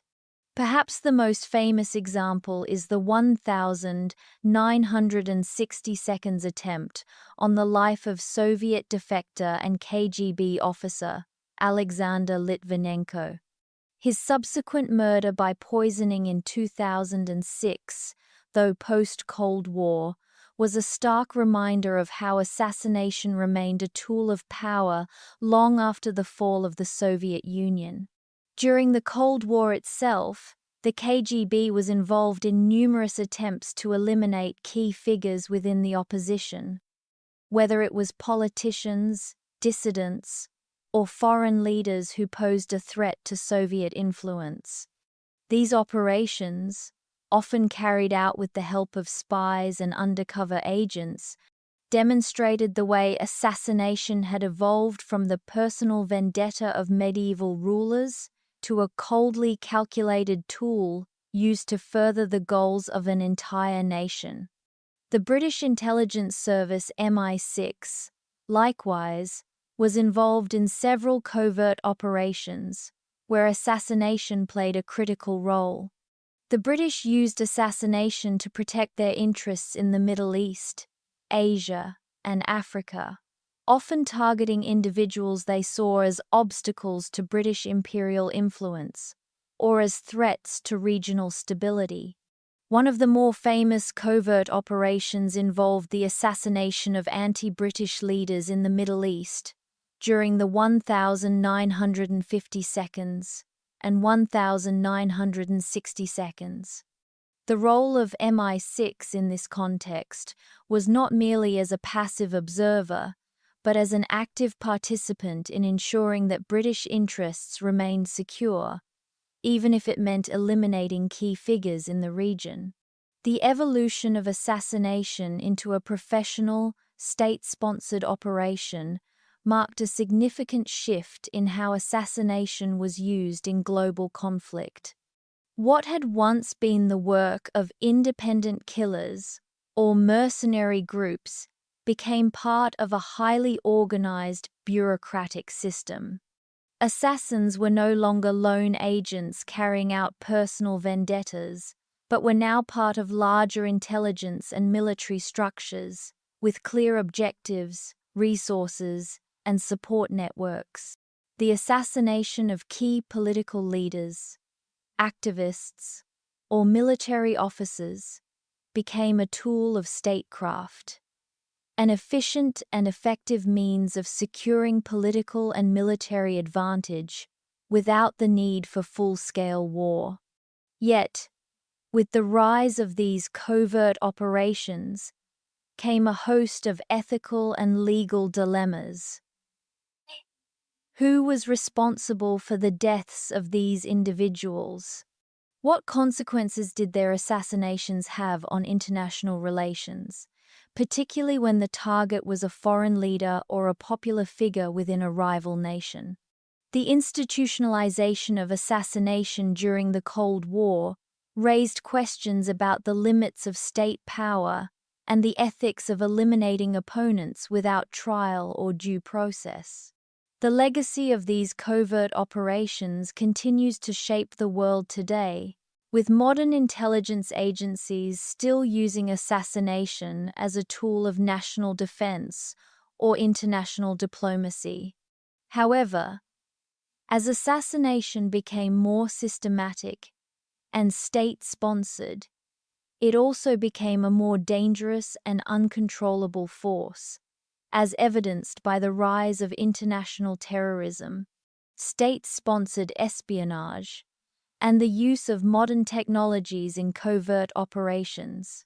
This shift in the use of assassination sets the stage for the next section, where we will explore the ethical and legal implications of these actions and how international laws and norms have struggled to keep pace with the changing face of covert warfare.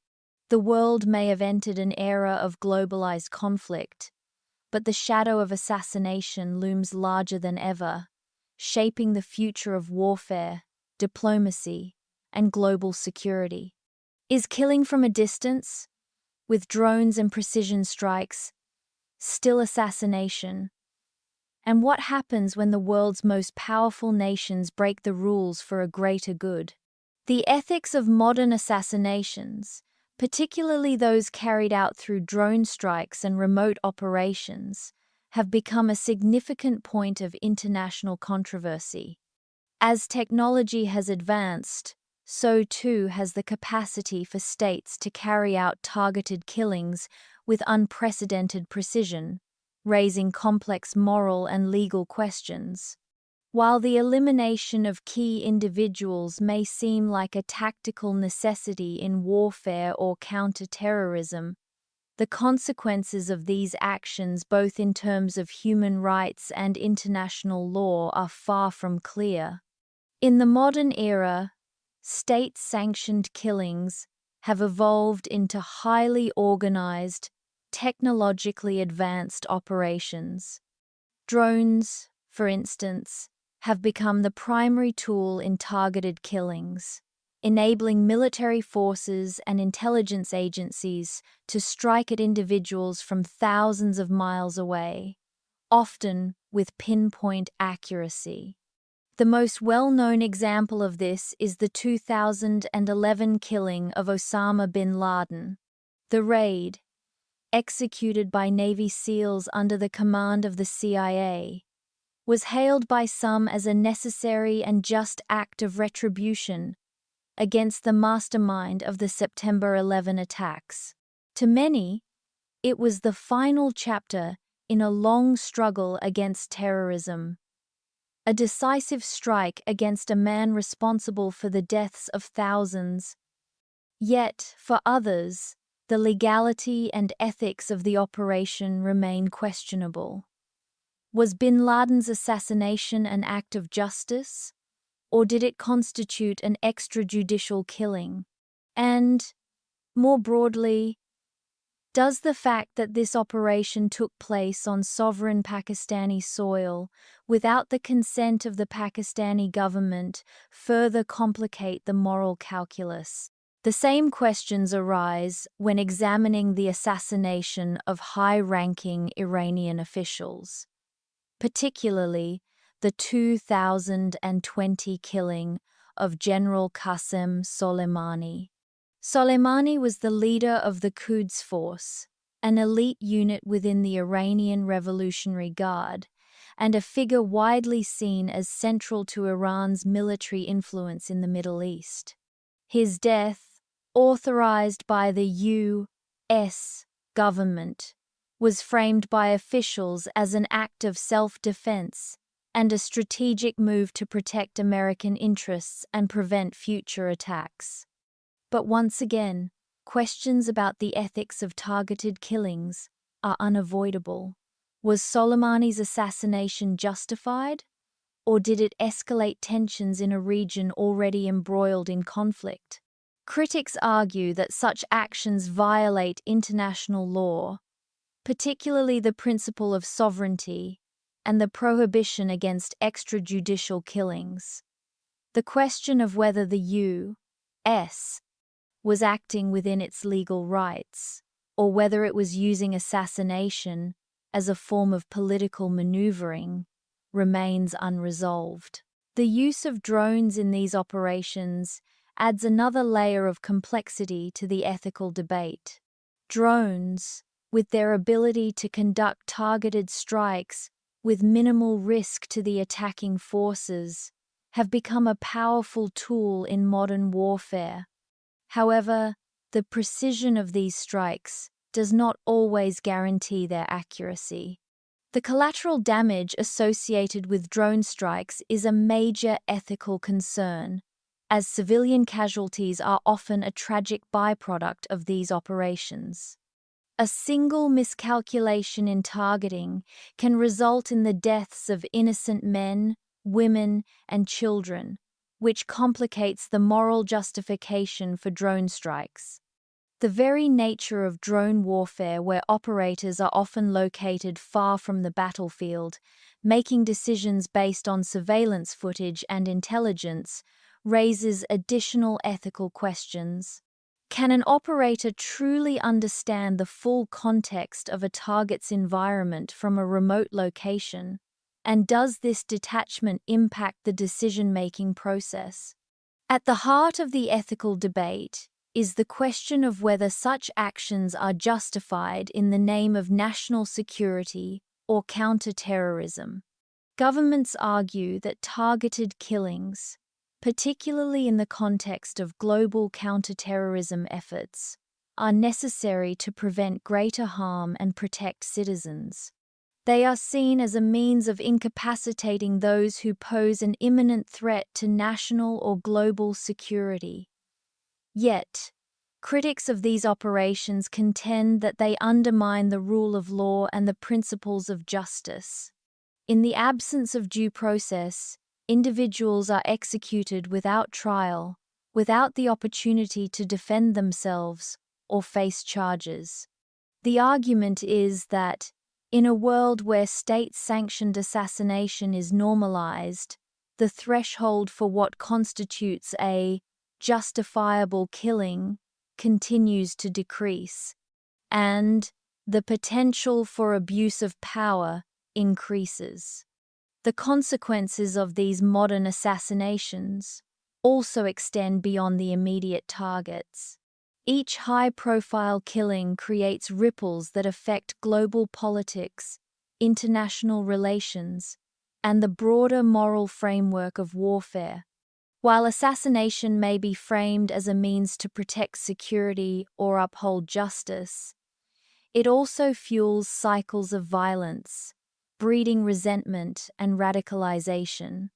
For those who see the victims of these strikes as martyrs, the targeted killings may only serve to deepen divides and provoke retaliatory actions.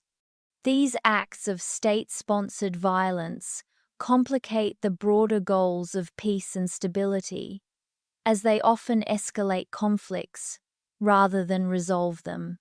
The ethical dilemmas surrounding modern assassination are compounded by the lack of oversight and transparency in many of these operations. With intelligence agencies and military forces operating in the shadows, it is often difficult to assess the full scope of their actions, leaving citizens and international bodies with little recourse for accountability. As these killings become more institutionalized, the question arises: how much power should governments have to act unilaterally, and who holds them accountable when those actions cross ethical or legal boundaries? The rise of drone warfare, precision strikes, and targeted killings has fundamentally altered the landscape of modern conflict. What was once the domain of rogue mercenaries or individual rulers has become a tool of statecraft, executed in the name of national security, counterterrorism, and global power. But with this transformation comes a host of ethical and legal challenges that continue to shape the way the world views state-sanctioned assassination. As these technologies and strategies evolve, it remains to be seen whether the international community will be able to create a legal and ethical framework to govern their use, or whether the world will continue to accept the deadly consequences of these secret operations. This ethical and legal quandary sets the stage for our next exploration, where we will discuss how technology has revolutionized not only the tools of assassination, but also the very nature of warfare itself. What does the future hold for the evolving practice of assassination in an increasingly technological world? What if an assassin never needs to lift a finger, but instead sends a machine to do the killing? The future of assassination is already here, and it's more terrifying than ever. The rapid rise of autonomous weapons and artificial intelligence, AI, is transforming the very nature of covert operations, including assassination.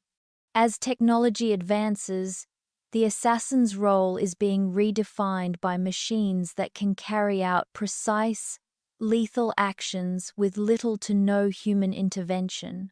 Drones, robotic soldiers, and AI-powered surveillance systems are already integral to modern military strategies and intelligence operations, but the true scope of these technologies has yet to be fully realized. The implications are profound, both for the future of warfare and for the ethical and moral boundaries of assassination itself. In the 21st century, drones have already become one of the most prominent tools in state-sponsored assassination. These unmanned aerial vehicles, UAVs, allow operators to carry out targeted killings from thousands of miles away, striking with incredible precision and minimal risk to personnel. Drone strikes have become a cornerstone of modern counterterrorism efforts, particularly in regions like the Middle East, where intelligence agencies and military forces target key individuals involved in terrorist activities. These strikes, while effective, raise significant ethical concerns. The distance between the operator and the target raises questions about the human element in decision-making. When a drone operator is far removed from the battlefield, how can they fully understand the context of a strike? Can they truly assess the situation on the ground? And how can they account for the potential collateral damage that might result from a strike? Moreover, drone warfare has introduced the concept of targeted killing as a standard military tactic, where the focus is no longer on military conflict as a whole, but on the elimination of specific individuals deemed to be threats. The killing of Osama bin Laden, for example, was not just a military action, it was a highly strategic and personalized strike aimed at one of the world's most wanted criminals. As drones become more advanced, the lines between targeted killings and assassinations become increasingly blurred. What happens when the use of drones extends beyond counterterrorism to political assassination, or when drones are used to target individuals in sovereign nations without their consent? These technologies raise troubling questions about sovereignty, accountability, and the erosion of traditional legal frameworks in international law. Looking to the future, the next step in autonomous weapons may involve the development of robotic soldiers and AI-powered assassins. The idea of autonomous killer robots has moved from the realm of science fiction into serious military research. These machines would not require human operators to make decisions about who lives and who dies. They would be able to identify, target, and eliminate threats based on pre-programmed algorithms and real-time data. This brings up a host of new ethical and legal challenges. Can we trust machines to make life and death decisions? How do we ensure that they are capable of making morally sound choices, especially when the stakes involve human lives? Furthermore, the prospect of AI-powered assassins raises significant concerns about accountability. In traditional assassination scenarios, even when state-sanctioned, there is usually some form of oversight, with human decision-makers bearing responsibility for the act. But with autonomous weapons, accountability becomes much more complicated. If an autonomous system carries out a strike that results in civilian casualties or violates international law, who is to blame? The developer of the AI system? The military commander who authorized the deployment? Or the government that sanctioned the use of such weapons? The ambiguity around responsibility becomes even more problematic when the technology is used by multiple nations, or when non-state actors gain access to these capabilities. Another issue is the potential for these technologies to be used not just for direct assassination, but for long-term strategic disruption. AI and robotic systems could be used to infiltrate and manipulate infrastructure, sabotage political systems, or even carry out covert assassinations in ways that leave little to no trace. The idea of machines acting in the shadows, autonomously carrying out operations without human input, introduces a terrifying new dimension to the concept of assassination. If these systems become widely available, how will international norms and laws be adapted to account for their use? And how can nations ensure that these technologies are not misused by rogue states or terrorist organizations? The advent of autonomous weapons and AI-powered surveillance systems is changing the face of warfare and assassination in ways that were unimaginable just a few decades ago. The killer, once a human agent operating in secrecy, could soon be replaced by machines. Machines that can operate at the speed of light, with precision and efficiency far beyond human capabilities. While these innovations could lead to more effective counterterrorism operations and improved military tactics, they also present dangerous moral and legal dilemmas. As these technologies evolve, it is crucial to consider the ethical implications and whether the world is prepared for a future where machines make the decisions about who lives and who dies. This technological exploration sets the stage for the next section, where we will shift focus to the rise of cyber warfare, another modern form of assassination. While autonomous weapons focus on physical death and destruction, cyber warfare targets information and disrupts systems. Just as machines are altering the nature of assassination, so too are digital technologies transforming how nations engage in covert operations. The future of warfare and assassination may be as much about manipulating data and systems as it is about taking human lives.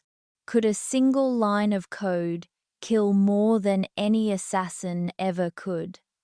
Welcome to the world of cyber warfare, where assassination is carried out not with knives, but with algorithms. The weaponization of information has become a new frontier in modern conflict, as digital tools now hold the power to disrupt, disable, and destroy with unprecedented precision. In this brave new world, assassination is no longer defined by the physical act of taking a life. Instead, it is the destruction of a nation's critical infrastructure, the theft of classified information, or the manipulation of political outcomes, all executed through the invisible realm of the Internet. Cyber warfare has shifted the landscape of conflict, making the killing of systems and structures just as deadly as targeting a human life. Cyber attacks have evolved from simple acts of hacking or data theft to highly sophisticated operations aimed at causing significant disruption and damage. One of the most notable examples of this new form of assassination is the Stuxnet virus, which was used to damage Iran's nuclear program in 2010. A joint U.S. Israeli operation, Stuxnet, targeted the computer systems controlling Iran's centrifuges, causing them to malfunction and destroy themselves without leaving behind any physical evidence of an attack. Unlike traditional assassinations, which rely on human targets, Stuxnet was a precise, calculated strike on Iran's critical infrastructure, a covert cyber weapon capable of inflicting damage on a nation's capabilities and future ambitions.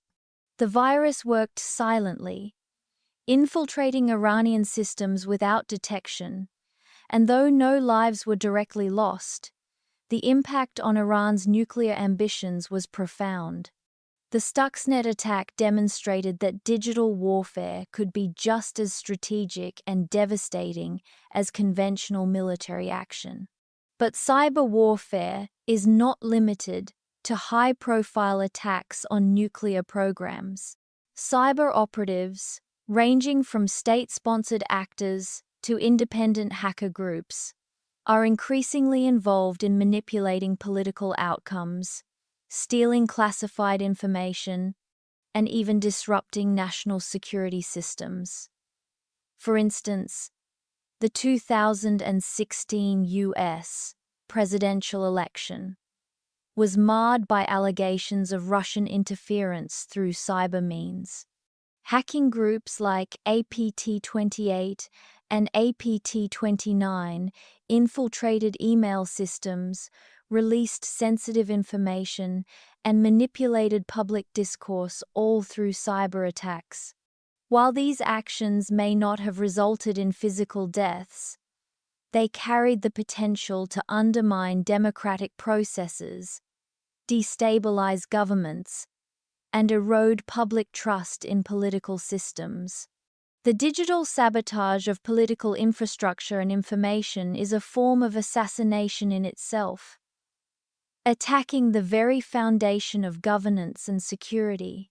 What makes cyber warfare particularly dangerous is its anonymity and the difficulty in attribution.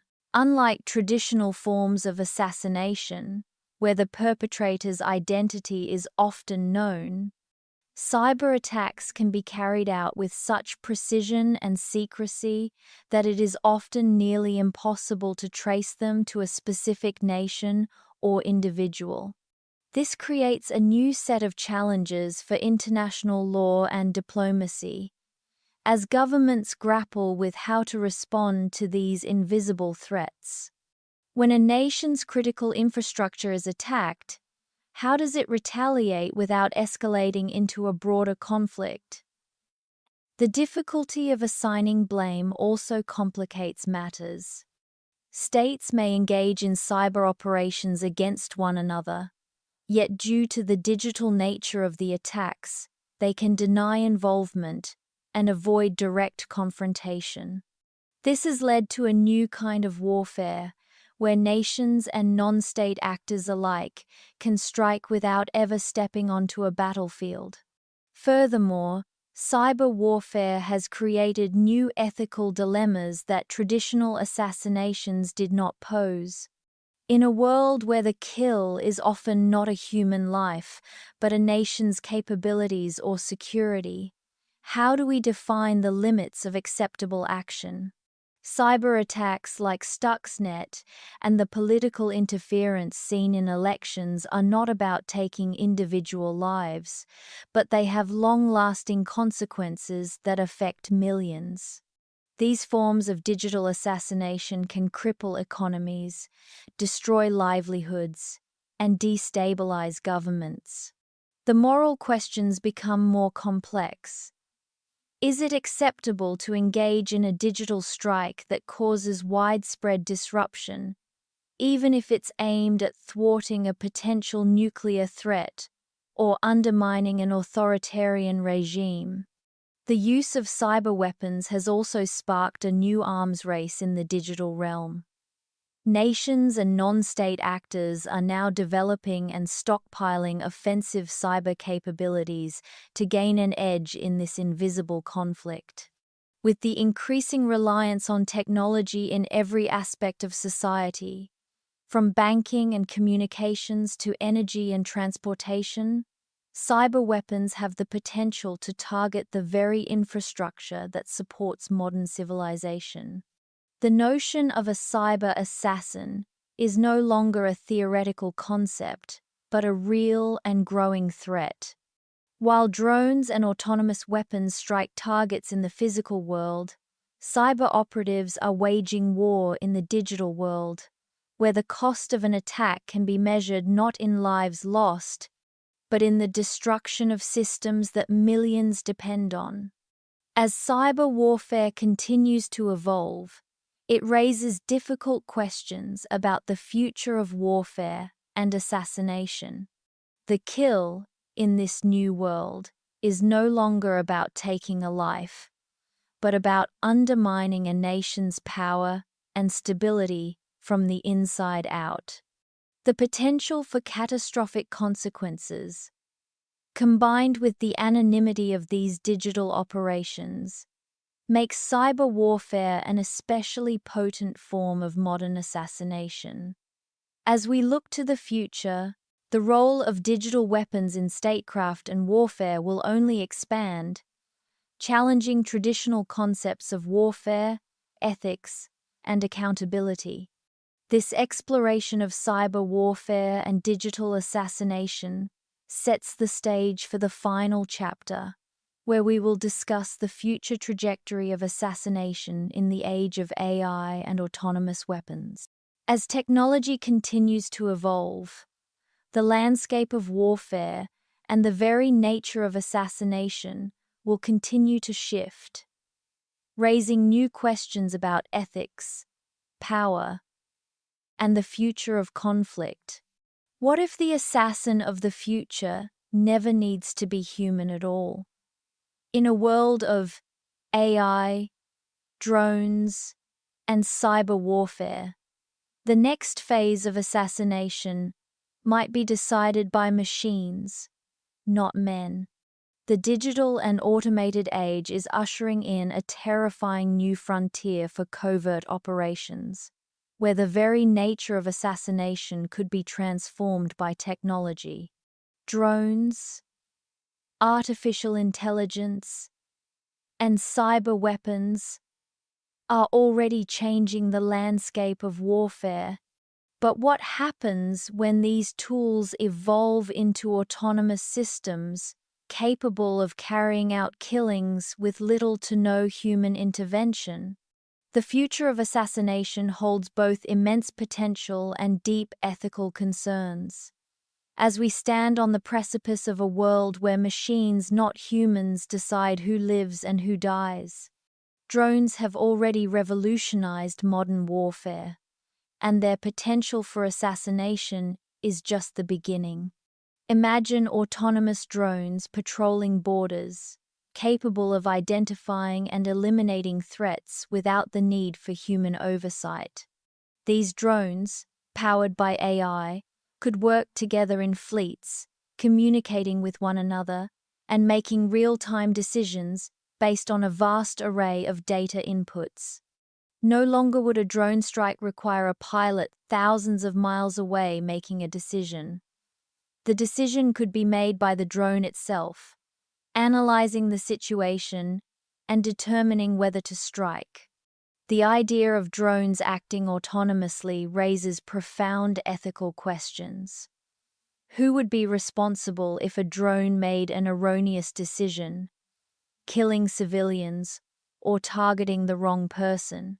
The human element, which has always provided the final check on such actions, would be stripped away, leaving machines in control of life and death decisions. In the future, AI-driven assassins could become an even more prominent part of this landscape.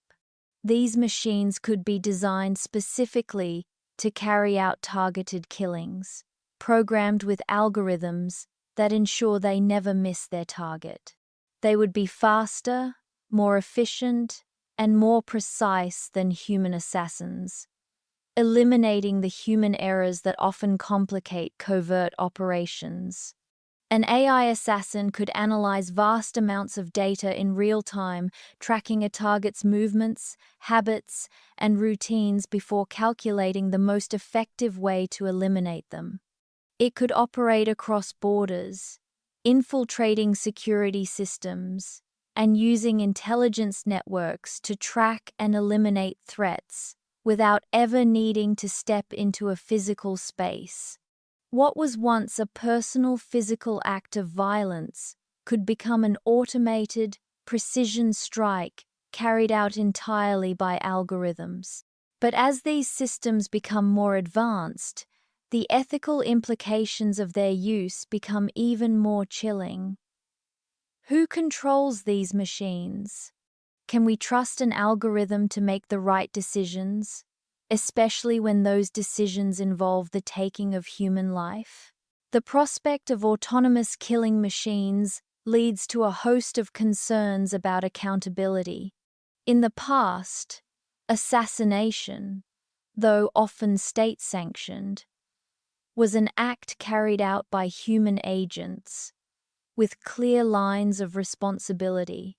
Even if the decision to kill was controversial, there was at least someone to hold accountable.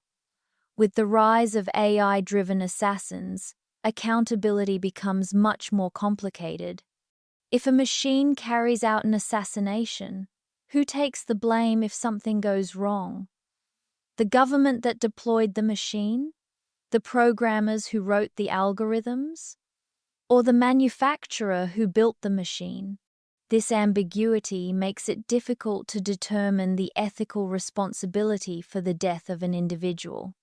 It also raises concerns about the use of these machines by rogue states, non-state actors, or even terrorist organizations that might develop the technology for their own purposes. As we move into this new era, it becomes clear that new frameworks for accountability, oversight, and regulation will be needed to manage the power of these machines.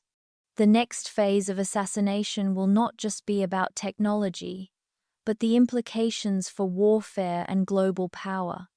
As autonomous weapons, drones, and AI-driven systems evolve, they will change the very nature of conflict.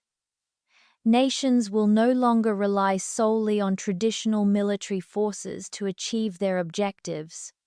Instead, they will increasingly turn to automated systems to conduct covert operations, engage in sabotage, and carry out assassinations with a level of precision and secrecy that was once unimaginable.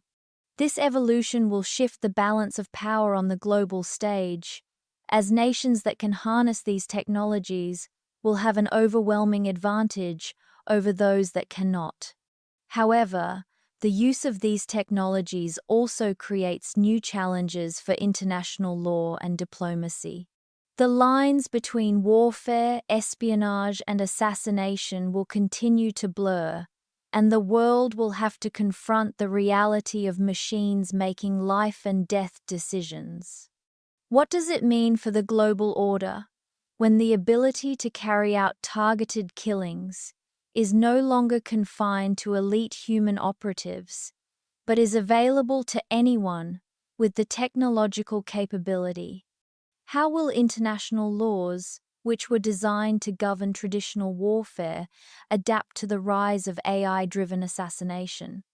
And how will societies cope with the moral and ethical implications of a future where machines are tasked with carrying out death on a scale never before seen? The future of assassination, driven by drones, AI, and autonomous weapons, is both fascinating and terrifying. It represents a new chapter in the history of covert operations, one where human agency is increasingly replaced by technology. As these machines become more autonomous and integrated into military strategies, we will face difficult questions about the ethics, accountability, and consequences of using machines to carry out lethal actions. The assassin, once a lone figure in the shadows, could soon become a machine with no face, no emotions, and no conscience, just an algorithm executing its mission with terrifying efficiency. This exploration of the future of assassination sets the stage for a final reflection on how technology has fundamentally transformed the assassin's role in the world. From the medieval shadows to the modern-day drone operators, the evolution of assassination illustrates the constant interplay between power, secrecy, and death. As we look toward the future, we must ask ourselves, what will the assassin of tomorrow look like, and how will their actions continue to shape global politics, warfare, and the human experience? History's darkest figures have always operated in the shadows, but the assassin's role in shaping the future might just be more relevant than ever. What does the future hold when the line between man and machine blurs? The journey we've taken through the centuries, from the medieval assassins lurking in the dark corners of European courts, to the high-tech, autonomous drones of today, shows just how profoundly the nature of assassination has evolved. Yet, despite the transformation of tools and methods, the figure of the assassin remains a potent force, shaping global politics and power structures in ways often unseen by the public eye. As we've explored, the role of the assassin has always been tied to power, secrecy, and control. In the past, assassins were the shadows in political drama, figures whose deeds were either celebrated or condemned, but whose very existence remained hidden behind the veil of secrecy. From medieval kings who dispatched assassins to protect or expand their reigns, to the covert agents of the Cold War, assassination has been used as a tool of statecraft, carried out with precision, and executed in the name of national interests. The rise of modern technology, from drones to artificial intelligence, has only heightened the potency of this tool. As machines take on the roles once filled by human agents, we are left to ponder what the future holds for the assassin, now an entity that can operate with speed, precision, and terrifying anonymity. The question we must ask ourselves is whether the assassin's role will eventually become obsolete. Will the continued advancement of technology machines, capable of making life and death decisions, render the human assassin a relic of the past? Or will the figure of the assassin adapt to these new technologies, evolving with the times, and continuing to shape the course of history, albeit from behind the veil of machines? The advent of autonomous weapons, drones, and AI-powered systems presents a new dimension to the age-old question of who holds the power to kill.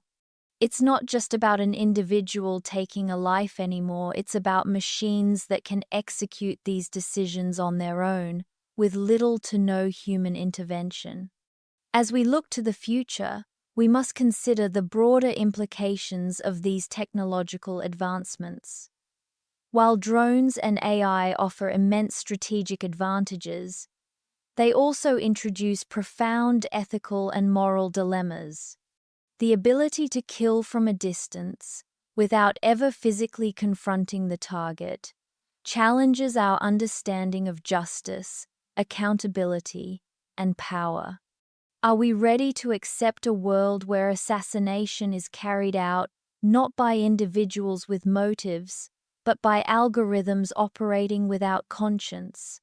The assassin, once a mysterious figure, carrying out covert acts of violence, could soon become nothing more than a cold, efficient machine, stripping away the human complexities of moral judgment and leaving behind only the stark reality of death and destruction. In the end, the evolution of the assassin is a reflection of humanity's constant struggle with power, control, and the means by which we enforce our will on others. Whether driven by personal ambition or state interests, the assassin's role will continue to evolve, shaped by the technologies of the future. The shadows of history have always concealed those who manipulate power behind the scenes, and in this new era, it seems that those shadows may only grow deeper, more complex, and more dangerous.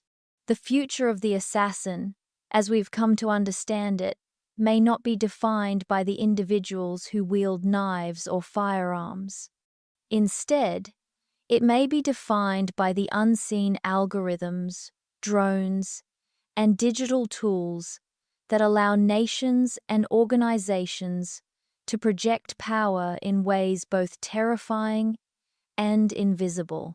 As we look to the future, one thing is clear: the assassin's legacy is far from over, and their influence, whether human or machine, will continue to shape the course of history for generations to come.